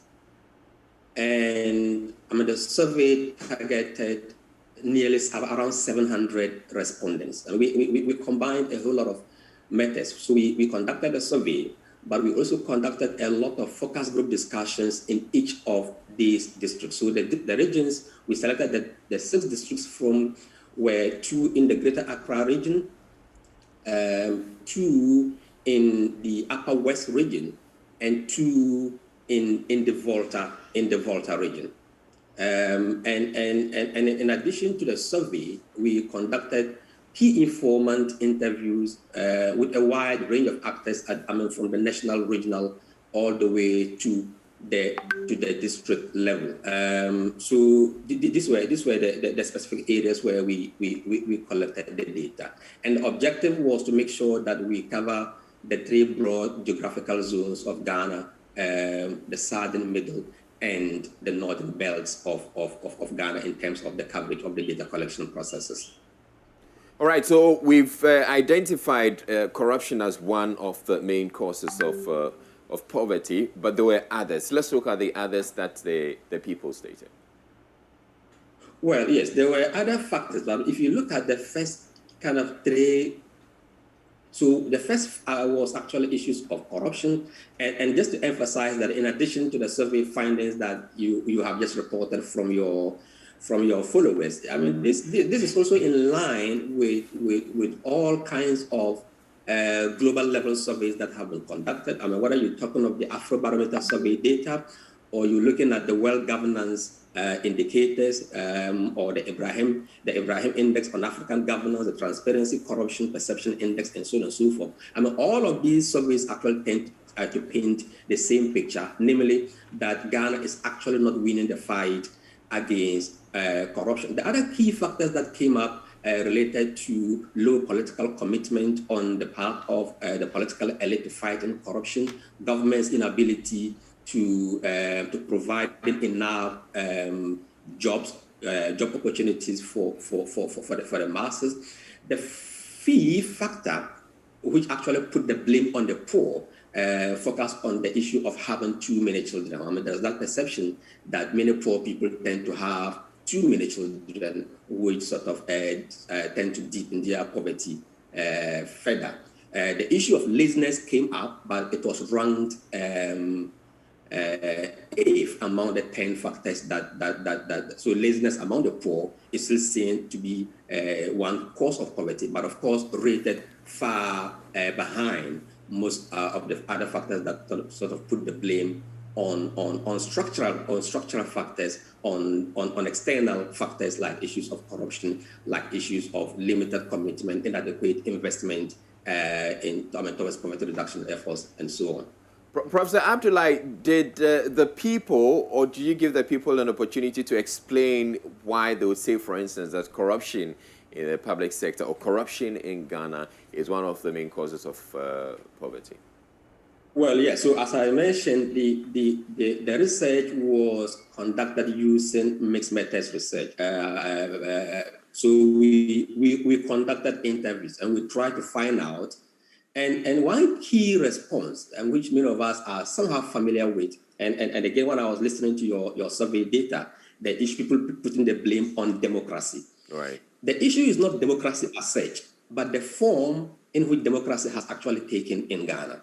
So one cannot put the blame on democracy as a system of governance per se, but democracy has taken a certain form that tends to deepen corruption in our specific context. First and foremost, if you have a situation where the cost of campaigning is several times higher than what a politician can earn through salaries and so on and so forth, you have a situation where political entrepreneurs are emerging. In other words, I like the term political entrepreneurs. Yeah, because people have to invest. If there's no state funding of political parties, the politician needs resources to campaign, and the cost of campaigns, is getting higher and higher. So someone is actually responsible for funding that campaign. Once the politician comes into power, I will certainly need to recoup my investment. So in that case, I am more or less an entrepreneur. Stick a pin. Did you hear the professor say political entrepreneur? You might get a little tied up with his accent and so on. But did you hear him say political entrepreneur? And did you hear his explanations? Campaign financing is so much that somebody has to invest. And those who have, invest. And after the elections, they recoup. Listen to him. Listen carefully. Y'all don't be fooled. Investing in politicians with the expectation that once my party comes into power, I will have various ways of recouping that investment. That is why in most cases, the manner in which procurement processes are done in this country, we tend to privilege issues of sole sourcing and so on and so forth, because someone has to, somehow the resources for funding the political machinery would need to be found. And this is one key kind of point that repeatedly came up. And we have a situation, that kind of a situation where the winner takes all. If you lose an election, it's like you've lost literally everything. And if you win an election, it means more or less that you've won literally everything, because you have access to all forms of state resources. So that's zero-sum character of our politics. The fact that the campaign cost is actually rising, there is no state funding of political parties, and somehow the politician certainly needs to find ways of funding the political campaigns. And many of our development problems, actually, you cannot separate from the manner in which democracy has actually taken form in Ghana. We've been talking of illegal mining. We know one of the major causes, or one of the major reasons why our political parties have actually struggled to curb problems like illegal mining is the fact that all of these illegalities actually contribute in some ways to sustaining politicians in power, to helping in kind of financing political parties in a way that enable them to win and maintain political power. So the issue of democracy, just as in your survey, came up, but not in that particular form, because the reality is that is not simply the issue of democracy versus non-democracy, but is the form in which kind of democracy has taken shape in Ghana. Scholars have kind of described our political context as one of competitive clientelism. Our political parties are competing in using clientelist means of winning and maintaining political power. So it's the very form that democracy has taken in the Ghanaian context. So again, staying with the form, essentially from what you're telling us, so that these political entrepreneurs invest so that when the politicians assume power, they want to have their share. By having their share, often in corrupt means, they're depriving the resources that would be available for the general population to improve income levels. Exactly. That is one key point. The other. Listen, this thing is 41 minutes long. That will take us to 9 o'clock. You won't get an opportunity to call. And I know that you have a lot to say this morning. And so I will stop it there, and I will invite you to make your calls. I will also encourage you to go, because I placed the link in the live chat. The link is in the live chat. Please, y'all go and listen to this piece of documentary. Right? Y'all listen to this piece of documentary. And for those who are asking, when we talk about the corruption index, it rates countries from 0 to 100. Right? 0 is the least corrupt. And the closer you are to 100, the more corrupt you are. You want to know the ratings? Ghana is at 75 and Ghana is at 83. Right? So how close are they to 100? How corrupt do you think they are? They say birds of a feather flock together.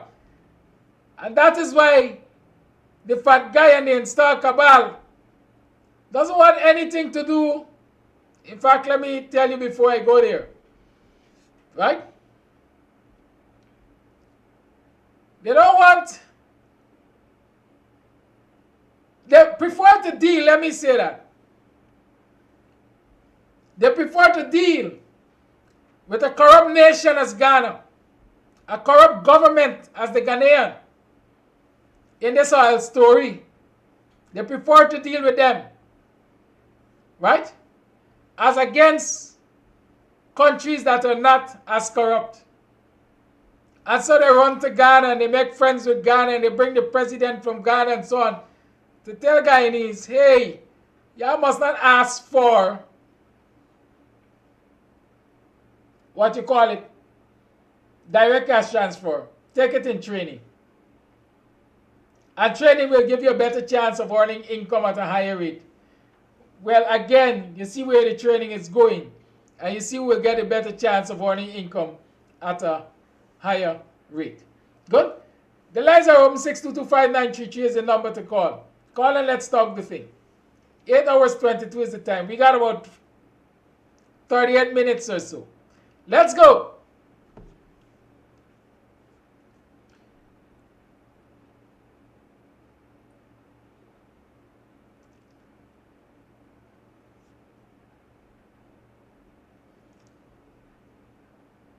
As I read the calls, of it is that, I mean, just take a look at how we pursue corrupt politicians in this country. I remember Prophet Jumabedi once used the... Call your life. A lot of the illegalities... Yeah, good morning. I ended up, I got the last day of that protest at the Marriott, and it was very beneficial to me, and I'm sorry that more persons weren't out there to give support with the protest. Anyway, moving along. About the invitees to the thing. They would have invited me because she was the person, along with others, who made certain they were in the country to do what they do, steal their wealth and pass all their trustees on us. And people were talking that Mill gave a powerful speech. Well, the old people become my parents used to say, you don't take a second chance to make a good first impression. And Guyanese must not be thwarted or fooled by that glorious speech that Mill gave. Because when you got to Barbados, we will still have to sit on the bench and we still will be deemed as hungry belly Guyanese, like what they like to call us. As to the Ghanaian president, I have seen some clips about how he is treating his people in his country. So that I know thing. Then they talk about this the thing with the dildo and so on. What we fail to realize that in the Indian race, they don't see women as equal to the men. I was privileged to attend a Hindu wedding, and I didn't go there like what many black people. Oh, my God, feed Stephen Curry. I went from the Friday, I was in the Dig Dirty and everything, and I learned everything. The Sunday at the wedding, I left church, I went to church, and then I went across to the wedding. I was sitting 2 seats away from the pandit, who was very explicit in Hindi and English. And when they meet a certain part, that was like the vows. They gave the vows, and the bride had to answer. She answered 7 questions. One of the questions, the answer, the question was, if your husband tell you, don't go to your mother, don't give your mother rice, don't give your mother this, you cannot go to your mother home. But the answer was yes, and she had to obey this husband.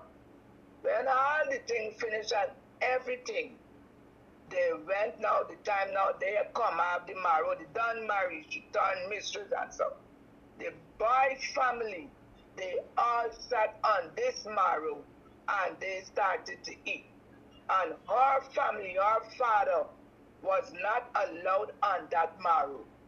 And I looked at it, that it showed definitely that they like the scorn is your parents. I know English wedding, bride and father, the bride father, the groom, everybody mixing at one place. Not so with them.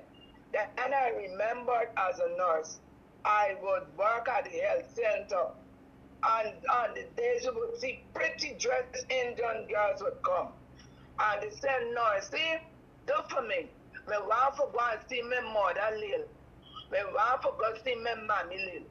So I used to, but it didn't dawn on me. But after going to that Hindu wedding, and I saw the rites of passage of you becoming a bride to a husband, I realized then why these girls used to ask a time to go away early and see their mothers.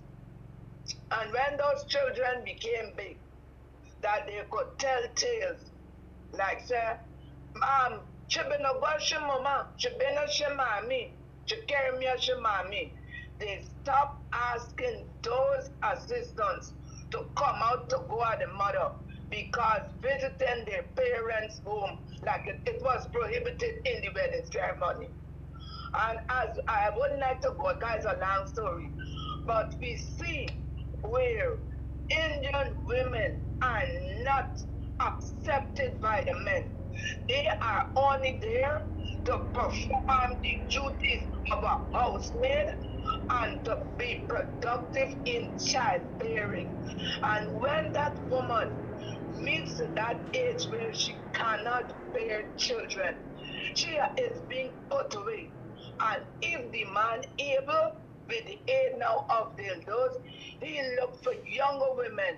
By the time he may have accumulated a little money, and now he's going to spend money, because this wife is no longer an asset to this Indian man. She has now become a liability. So Indian men don't treat their women folks good. You check them out in India. You check them out where they came from. That is them. It is them. One time I listened to a program with Christian Amanpour, and she was like doing like an investigative report on the life of a woman in India. And the woman was good enough to say that they do not ever and can ever call their husbands by their Christian names. They have to call them daddy.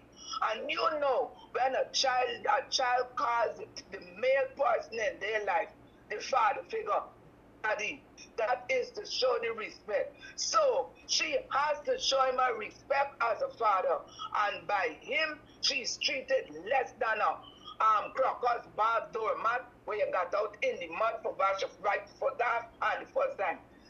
So this minister in the parliament looked down on this Indian woman as a doormat.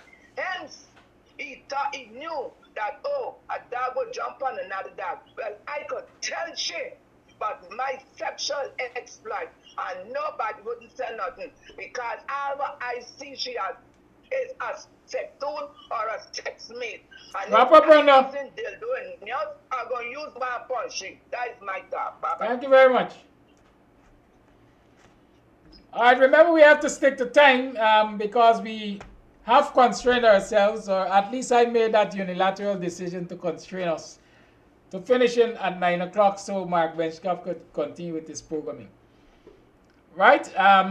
It's still an exploration, let me say that. We're exploring a relationship. Good? And so we have to be disciplined and see how it works out. Calling live, good morning. Morning, Kadaki, and morning, Guyanese. I went to Ghana about 11 years ago, and the terrain in Ghana is just much like Guyana.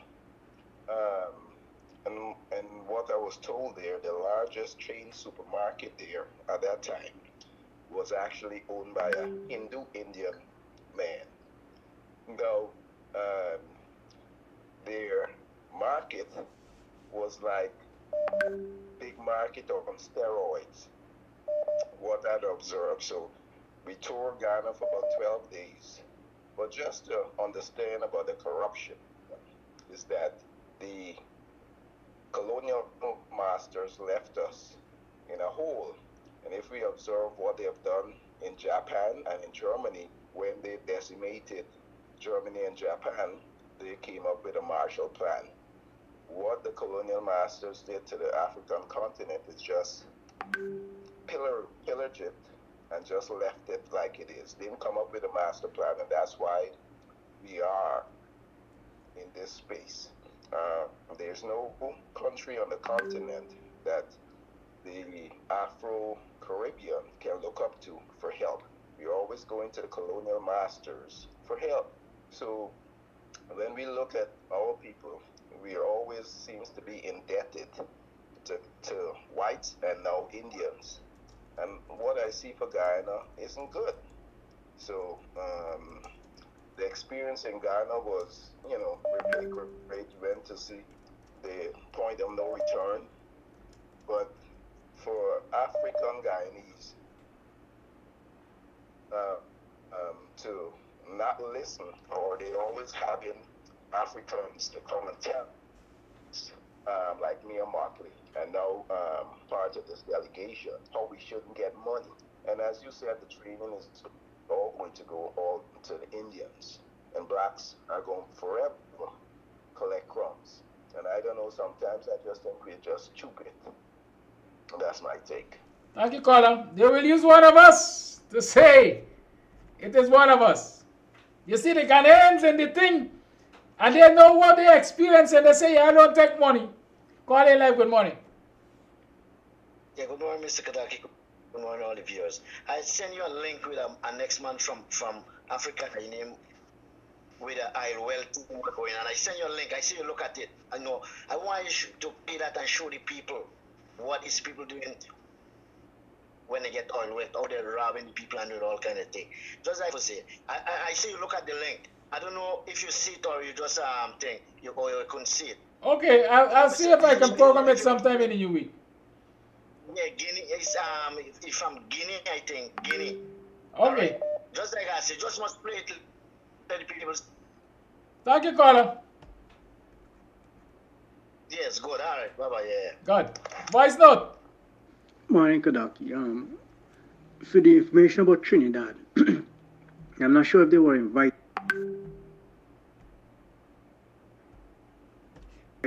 but what I know, private people represented Trinidad, represent their own interests from Trinidad. Nobody from the government was there. Yes, sure. Call it live. So we don't know if they got an invite. Good morning, Mr. Kadaki, and good morning, everyone in the Guyanese diaspora. I'd like to pick up on something that Mistress Rhonda Lane just mentioned. She touched on a element of caste, of Indian caste, and because she made an observation coming from the Pandit. Based upon my studies, we have discovered that the Pandits are the reservoir of Indian caste system that was transported from India.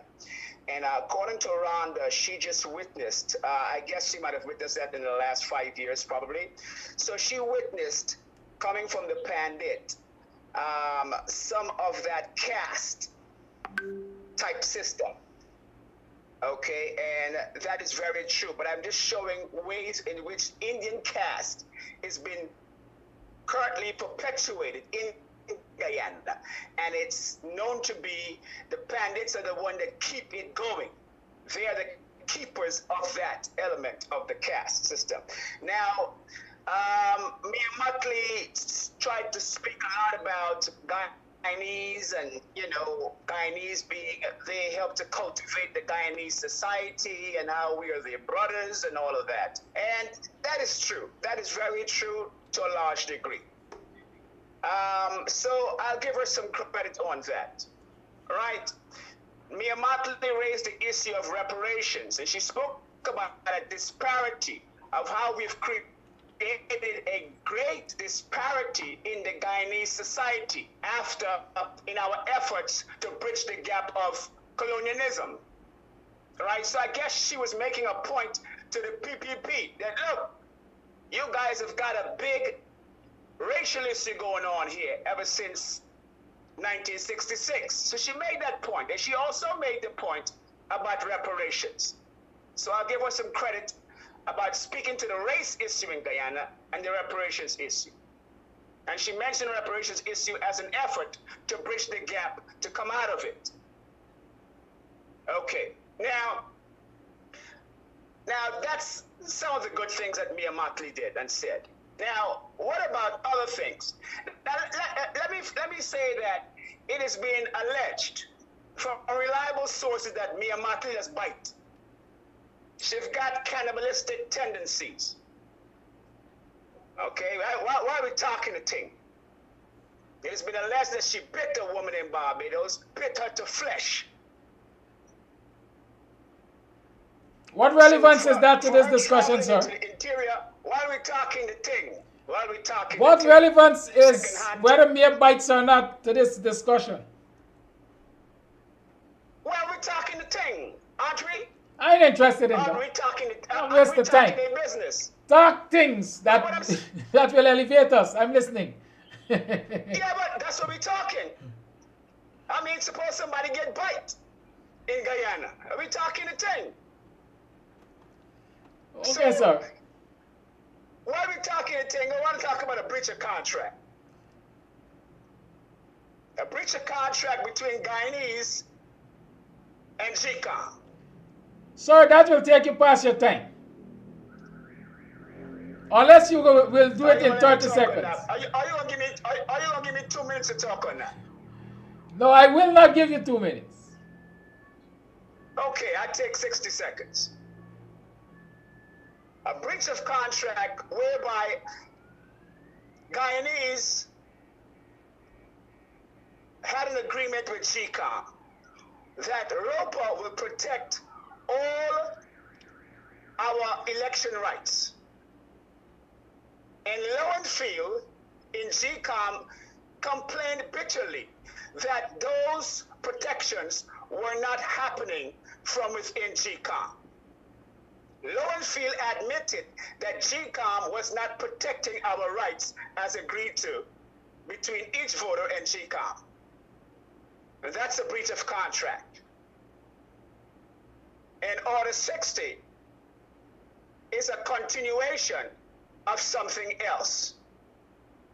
And Order 60 does not have our consent.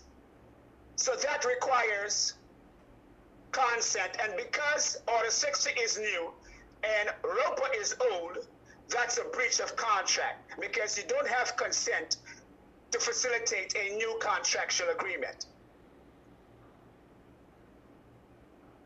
Thank you, sir. For listening. Kadaki, I thought we were talking the thing, and I thought we were talking Thank you, sir. Things that they did. Thank you, sir. So that's what I'm just saying. Thank you. Voice note coming up. You know, you have to remember that we're on a leash for time right now, right? So we can't go to 9:30 and so on like we That's why you usually need to be preaching to your people every morning. Instead of telling your people what the Americans come for undermining Sue.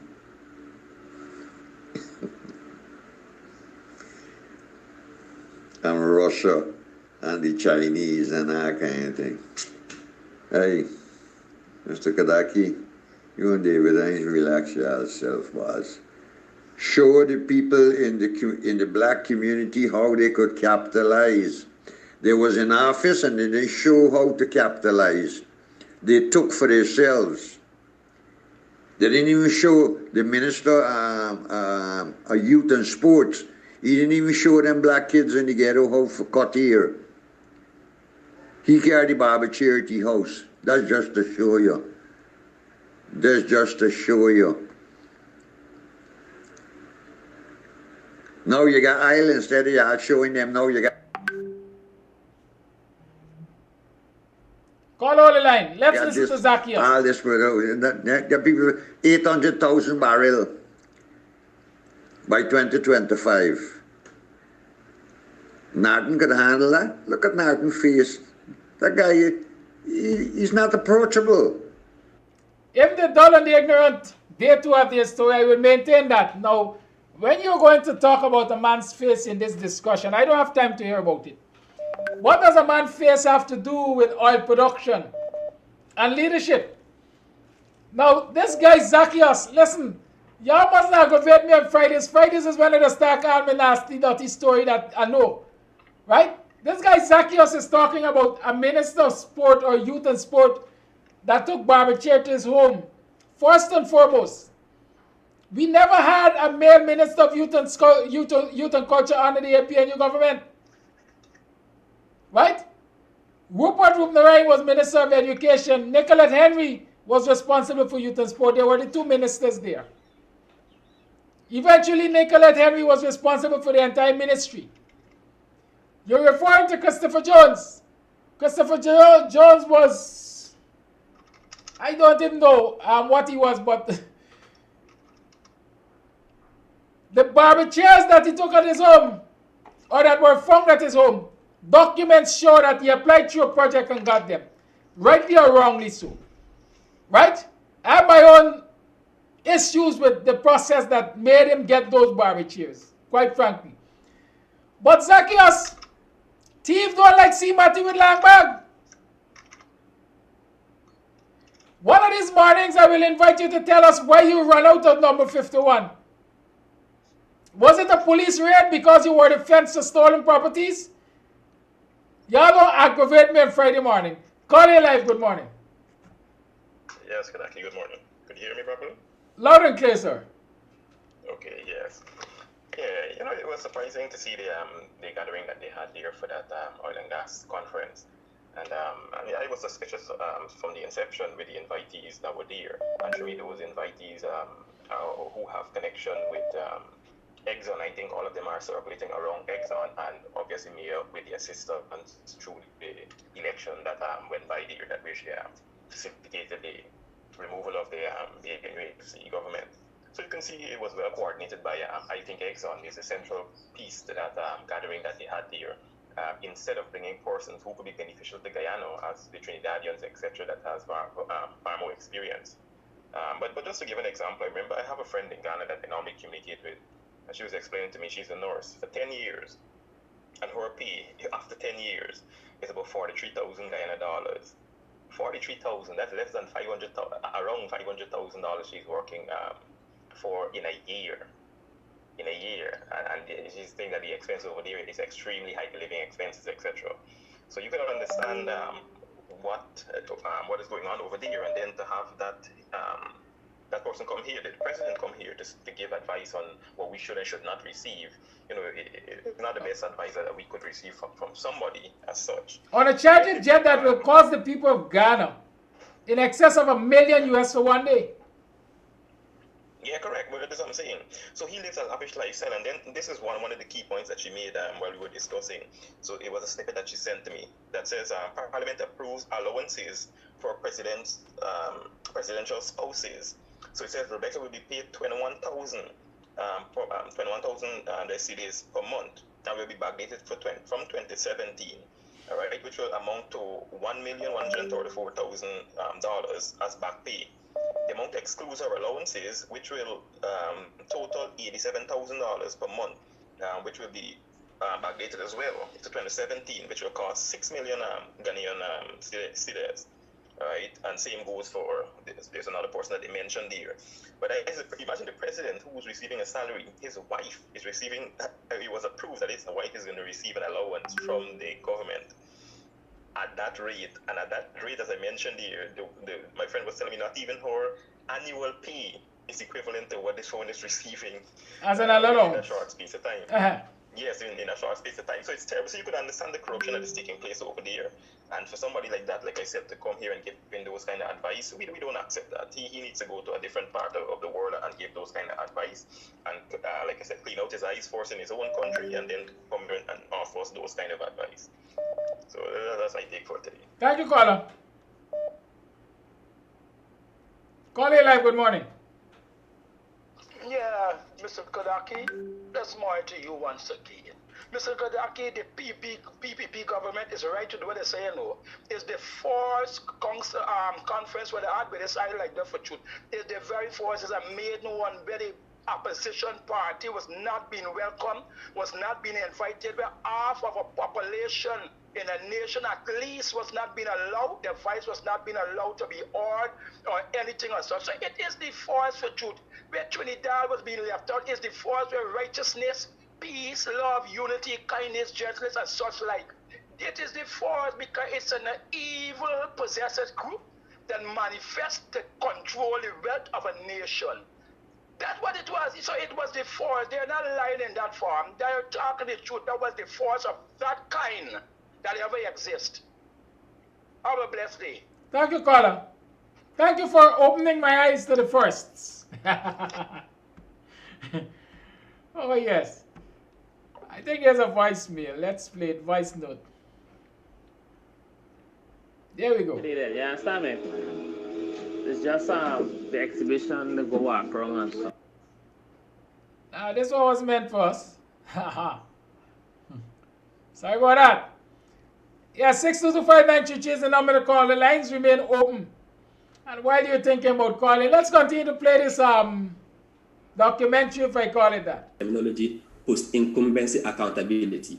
I mean, because of the importance of party financiers for the survival of political parties, it's very rare, it's extremely rare for any of our two dominant political parties to have the courage to be able to prosecute politicians from their own political parties. And that's the main reason why we often see that kind of phenomenon where politicians are corrupt.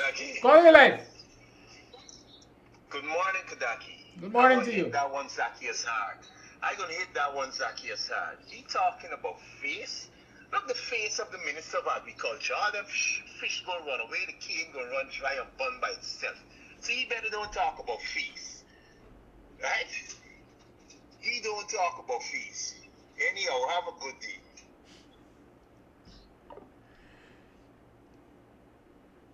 The lines remain open. 622. Corrupt actors are only actually pursued only when after their party leaves in power. So I mean, all of these actually have to do with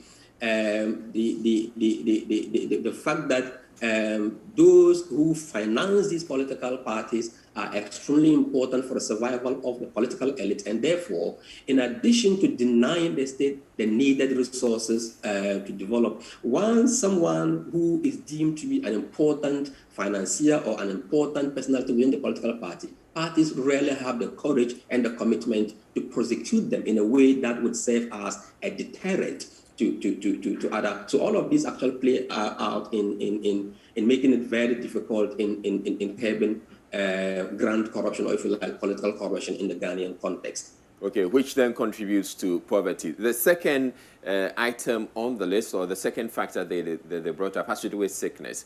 How are they linking that to poverty? So it's essentially about physical disability. I mean, the whole idea is that once you are physically disabled, the probability that you would be poor is extremely high, because one, we know that a sick person cannot be economically productive. And what that essentially means is that you are much more liable to poverty. And that is why poverty is much higher among vulnerable populations like the physically disabled, like the sick in the Ghanaian context. So it was actually kind of linked to issues of one's inability to be productive. Hello? Life. Hi, good morning, Kodaki. Good morning, listening public. The only thing me and Marty could tell me that she come here to do is to tell us what Barbados is doing, right, in connection with the energy that they're born up there, because she said that okay, we move from these old time lights to LED and all those things. So that's the only say we could take cognizance of what she's doing there, and take a pattern of it, because we got a lot of old street lamps still working that burn up a lot of current and those things, right? So just that we need to take cognizance of those things. But she can't come and tell us nothing about but oil. You know, she's not an oil producing nation, right? And it's just a support. She comes just to support this government, just to prop them up, you know, because what she did, and they just tell her to come and prop them, to support them. Venezuela didn't come here. Trinidad didn't come here. Most of the oil producing nations didn't come here to this conference because they realize this is a joke. That's my contribution. Thank you very much. Thank you. May I come so that our curry didn't have to be sent. The fat guy didn't have to send curry for the last few days. May I came to collect. I give me a chance, yeah. Lines remain open. 6225933 is the number to call. We got time for one more call. Y'all give me a chance. If the only thing y'all could say is, nah, he look old, he look battered, he look rude, he's not approachable and so on, nonsense. Y'all attacking the messenger. Caller, you're live. Good morning. Thank you, Kadaki. Thank you so much. And I must agree with the last caller. However, I think some of your broadcast is being interrupted a lot. So you're not getting a very clear voice, interpretation of what the people are saying. Anyhow, I'm surprised, and it's kind of surprising me. Why are Guyanese placing emphasis on Mia Montley? Why are we doing that? As the last caller said, Mia is not an oil-producing nation. Why is she in Guyana? To promote what? To portray what? The last election, 2020 election, was an orchestrated event to overthrow a democratically elected government of Mr. Granger. It was well orchestrated. Mia Montley know what she did.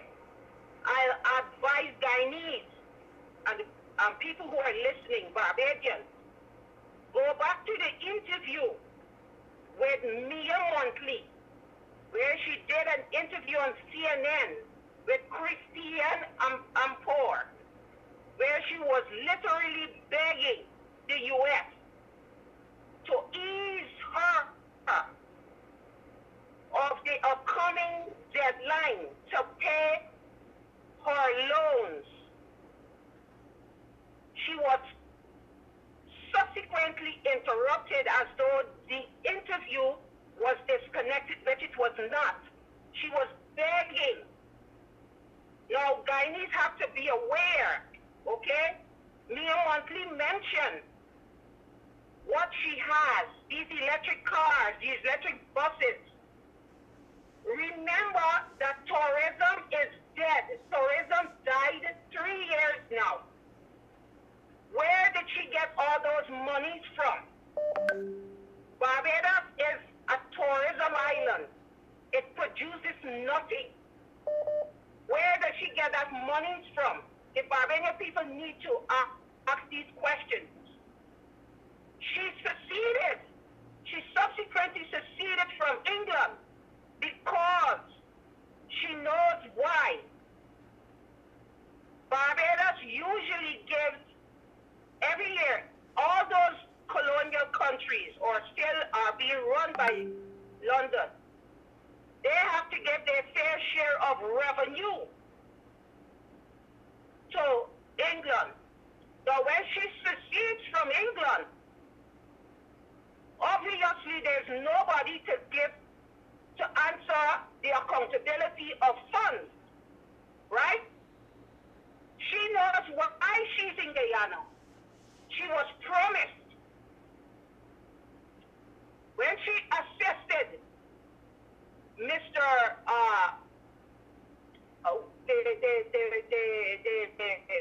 The foreign that ordered Mr. Granger to step aside. It was her. It was the guy from one of the islands. It was a few of them that assisted in the overthrowing of Mr. Granger. So we Guyanese need to be, they have that pride in the people that they hug with, in the people that they drink with. Mia Montley doesn't have the character, and we should not hold her in that standard that we are doing. Call a wrap up, please. She assisted us.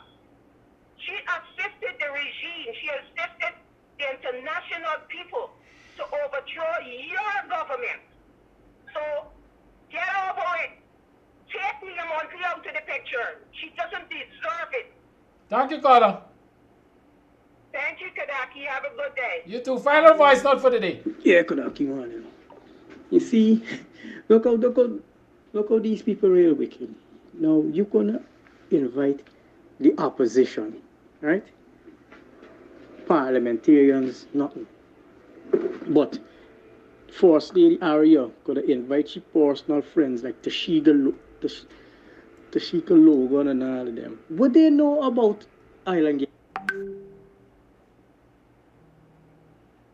I said final call for the day. Sorry, I can't take that one.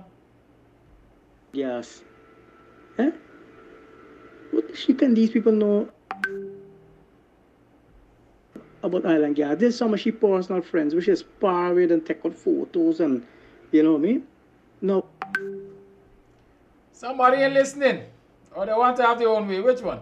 What they thinking about Island Gas? The lady from some women organization in Guyana. Yeah, we could understand she. But she had nothing to say when it comes to the disrespect of a woman in parliament. You know what I mean? These is the people. The people. That's a wrap. See you guys tomorrow, Saturday. We are going to have KAMS Saturday Rhythms, 18 hours. Join me or you could come down to the bar and let's have a good time. Goodbye.